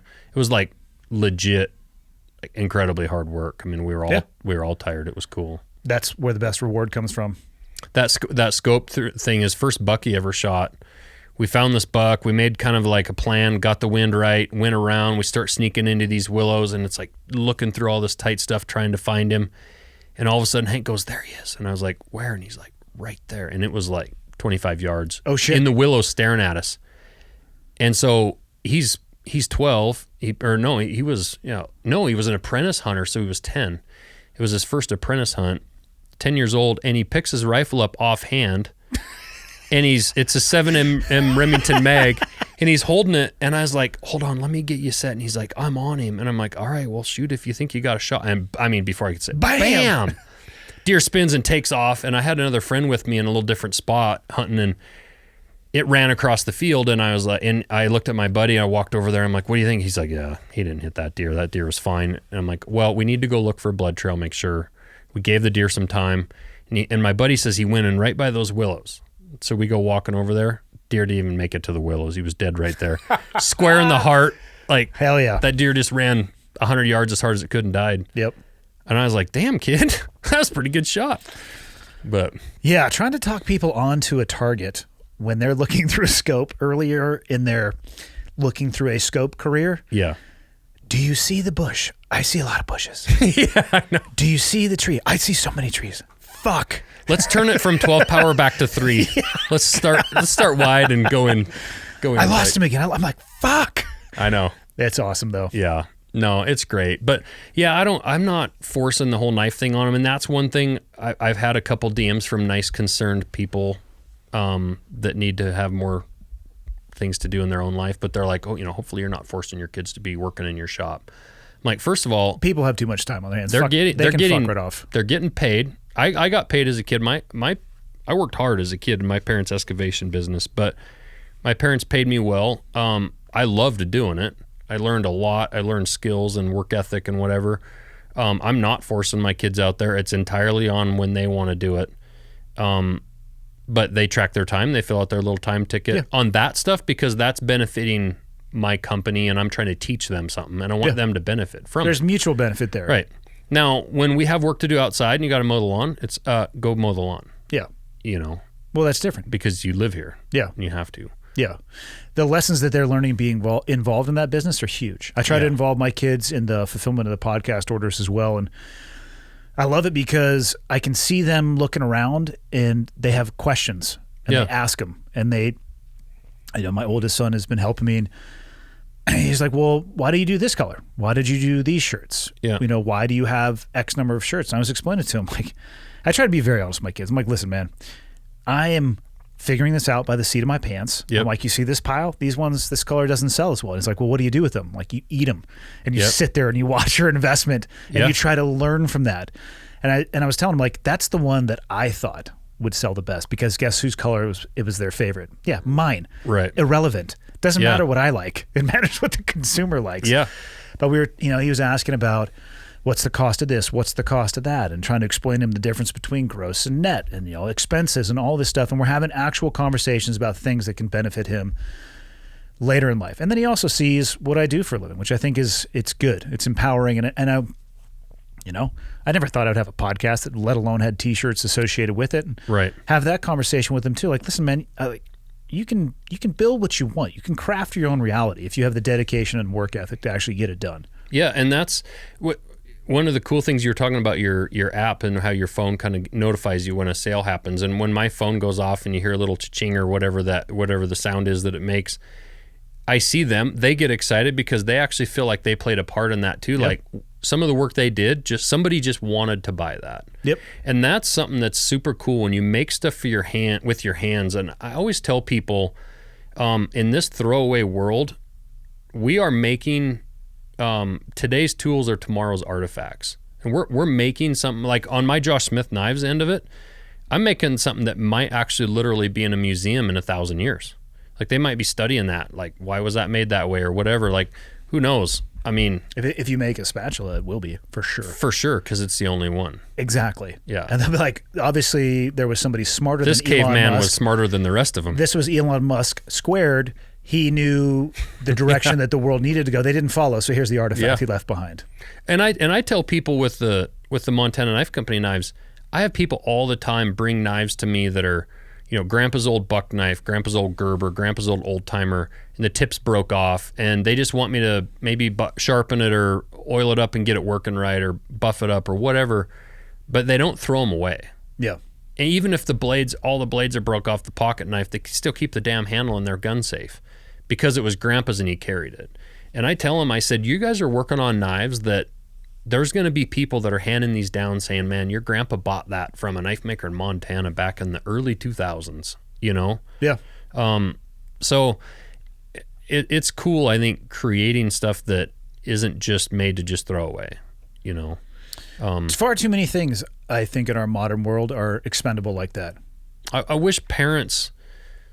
One of the best things that happened for me was my parents taking a kid and just sending him to a knife maker shop and saying, yeah, go learn. And then they let me go out in my shop and, I mean, honestly, they probably shouldn't have, but grinding and I was a responsible kid. I mean, I had rules laid out. Like my dad said, if I come in and you're doing something stupid, like there's going to be a lot going on in the shop. Or if your grades are bad, I'm locking the shop up. Like they used my knife making against me a lot. It's all about understanding the motivation of the individual you're working with. Yeah. But it teaches kids responsibilities, and I think nowadays kids need to do a lot more. Man, if you know somebody that welds, take your kid over there and see if they'll teach your kid how to do a little bit of welding. And college isn't for everybody. My lineman career, the welders at that work, I mean, they're all making great money for where we live, for anywhere. Yep. It's a very solid job. And not every kid's cut out to go to college and be, and you talk about the suicide rate, and I think so many kids aren't given, it's like, well, you suck at math and you're failing reading and you're failing this and you're just a failure. Well, actually that kid, if he gets into a knife shop, he might just turn over overnight. And maybe it's not a knife. Maybe the electrician, maybe their eyes light up when they get around cars, or the mechanical understanding of what makes an engine work, or a plumber, or a trade. And it happens for adults. I mean, I brought this knife to show you when we're done, but we did this knife together, Brandon and Lily and Laura Zera. Brandon's with Sornex and Laura Zera is the Naked and Afraid super badass chick. And we got together and we made this knife to raise money for veterans, and we did a raffle on our page. And the idea is when we take that money, we want to bring veterans into our shop. There's actually quite a few veterans that have found just going out and beating on a piece of steel at night and doing some forging, and maybe they want to make freaking spatulas, or they want to make, hangers for their pots and pans in the house, or whatever, do some blacksmithing, or maybe they do want to make knives. There's quite a few full-time, Lucas with Grizzly Forge with Black Rifle. Yep. That's a veteran that found knife making and forging to be very therapeutic. Yeah, very much so. I met him, I was at Black Rifle grabbing a cup of coffee, and he was right there, and we talked about it for a bit. Yeah, he's a gem. He's the nicest guy, but a guy that was kind of struggling and kind of lost, and man, it clicked, and he found something that he was passionate about. Yeah. And I don't care if you're a veteran, I don't care if you're a guy that just failed out of college and you kind of feel like you're a failure or whatever, like you can get into something. It doesn't even have to be in this whole knife making thing. That's what I know, but shooting bows or whatever. Find what you're passionate about. Yeah, for sure. Well, dude, I want to get you back on the road at a reasonable hour, Where can people find and support you? They're not going to find a fucking Damascus Speedgoat. Let me just tell you that. Son of a bitch. I'd be pissed about that forever, even though it was my own fault because I didn't practice the checkout. Come make your own. Only 2 hours away. So, no. It wouldn't look like anything like what you guys made. What you should do is come down, chop Trevor steel up, and make it out of his bar of Damascus, and then send him a picture. I'm just going to come down and take his bar of steel, so when he comes back, he'll be like, I don't know where it went. So he'd shit if he got out from bear camp after 2 weeks, and this first text he saw was a picture of your Damascus spatula with his steel. Be like, thanks, dude, for laying the groundwork. Got it from here. Those welds did hold. I was wrong. They look amazing. Also, there's none left, so you can restart. They would have made some nice knives. Yeah. Now, on Instagram, that's kind of our main area, Montana Knife Company or at Josh Smith Knives. Like you say, it's a little confusing, but... it's not confusing. I just wanted to make sure people knew that it's different fruit from the same tree. They're connected, but also separate. Yeah. And then our website, montanaknifecompany.com or joshsmithknives.com. My Josh Smith Knives, you can kind of see some of the customs I've done before. And it's hard because I'm spending all of my effort and time really in MKC. So, which is super cool, man. We're seeing our hats and our shirts like all over the place. I mean, people are just being, I don't know. It's humbling and it's really cool to see the support. And, man, we're not slowing down. We're going to get after it. So, do you think you can make a Damascus garden rake? You can make Damascus anything. All right, I'm just checking. I have ideas. Garden rake. Dude, disruptor. That's what my role is. No doubt. That's what people don't realize. Like back in the early 1900s, 1800s, they were forging anything and everything that was metal. It was being forged. I mean, I have a hammer in my shop that was made in 1908, and it was in a farmer's field. They'd drive the tractor up to it, and they'd hook the belt to the PTO, and that would run it. It's a little giant trip hammer. And they were making plowshares with it in a field in Ohio. That's so awesome. Back in like England, they were making all the knives and whatnot. The hammers were all being run off a water wheel that was sitting in a creek out, in Sheffield, England. I mean, that's so awesome. Yeah, everything back then was all handmade and forged. That's the thing about kind of our throwaway world. Like back then, there was the respect kind of for the craftsmen that made that stuff, and I think that's kind of coming back a bit in some of our areas. Some people are paying attention maybe not to rakes. it. Yeah, well, guess it hasn't been made yet. Yeah. I mean, rakes have been, but like a 600-layer Damascus rake? What? I'm just saying. I'm just spitballing ideas out. I'm not saying it's the great idea. It might be a great idea, but... Well, you can come build it. I'll help you forge the steel. Once you go to making the rake, you can do all that filing. Yeah. That'd be a challenge. Outsource that. Some of that stuff you see guys forge, those blacksmiths, like the ornamental ironwork guys, blow your mind. Oh, I know. An art form in and of itself. Yeah. Closing thoughts by Josh Smith. What do you got? What do you want to close with? Because you got a 2-hour drive ahead of you. I would like to see more people. I see where my life went and the different experiences I had from what I was exposed to as a kid, whether it was running backhoes and now I'm able to dig my own basement for my house, put in my own septic system, or, learning how to make knives, which then took me on a path of maybe becoming a welder, which then obviously took me to being a knife maker and, traveling all over the world, meeting all different people. And that all came from being a kid and being exposed to different stuff. And so, get your kids off their phones and off their video games. Even if they're just running around out in the woods or whatever, get them outside and get them exposed to crafts, a woodworker, somebody that does something with their hands, because I don't think you can overstate the feeling that it has when you see something that you created with your own hands when you're done with it. Something that will not be thrown away, Couldn't agree more. And you don't know where that's going to lead them. They might not end up being a woodworker or a welder or whatever, but they might become an engineer because they want to create those projects that are being welded. You don't know, so give kids something besides a screen. And I think you're going to end up with some pretty good results down the road. Solid advice. All right, man. Thank you for making the time to come up. Thank you. You're very welcome. On the west bank of the river. That bank on west bank, it gives me hell. Still give it to me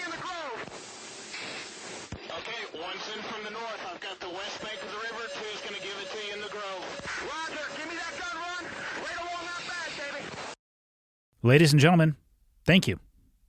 Thanks for taking the time to tune in, whether you're listening on an audio-only platform or you're watching on YouTube. I appreciate that you take the time every week to tune in. People ask me a lot, what can they do to help me spread the word? And the answer is actually embedded in the question. The biggest thing you guys can do to help me, if you enjoy the podcast and you think it would be helpful to others, is subscribe and share it with other people. And if you have the time, go on to Apple Podcasts and leave me a rating and a review. If you think the podcast sucks, tell me it sucks and leave a 0-star review or the lowest stars possible. If you have a question, comment, or suggestion, you can go to clearedhotpodcast.com. And there is a contact me button right there, which will land in my inbox. And the last thing, if people are interested in helping out, what you can do is fly the old flag. And by that, I don't mean an actual flag, because I don't have any of those. I'm talking about t-shirts or sweatshirts or hats, whatever it may be. Again, clearedhotpodcast.com. Click on the shop tab, and hopefully something in there looks like it would be an item you would like to wear around town. And then you can tell people what it is when they ask you. But that is it. The biggest thing I can say is thank you. I truly appreciate it. And until next time, see you.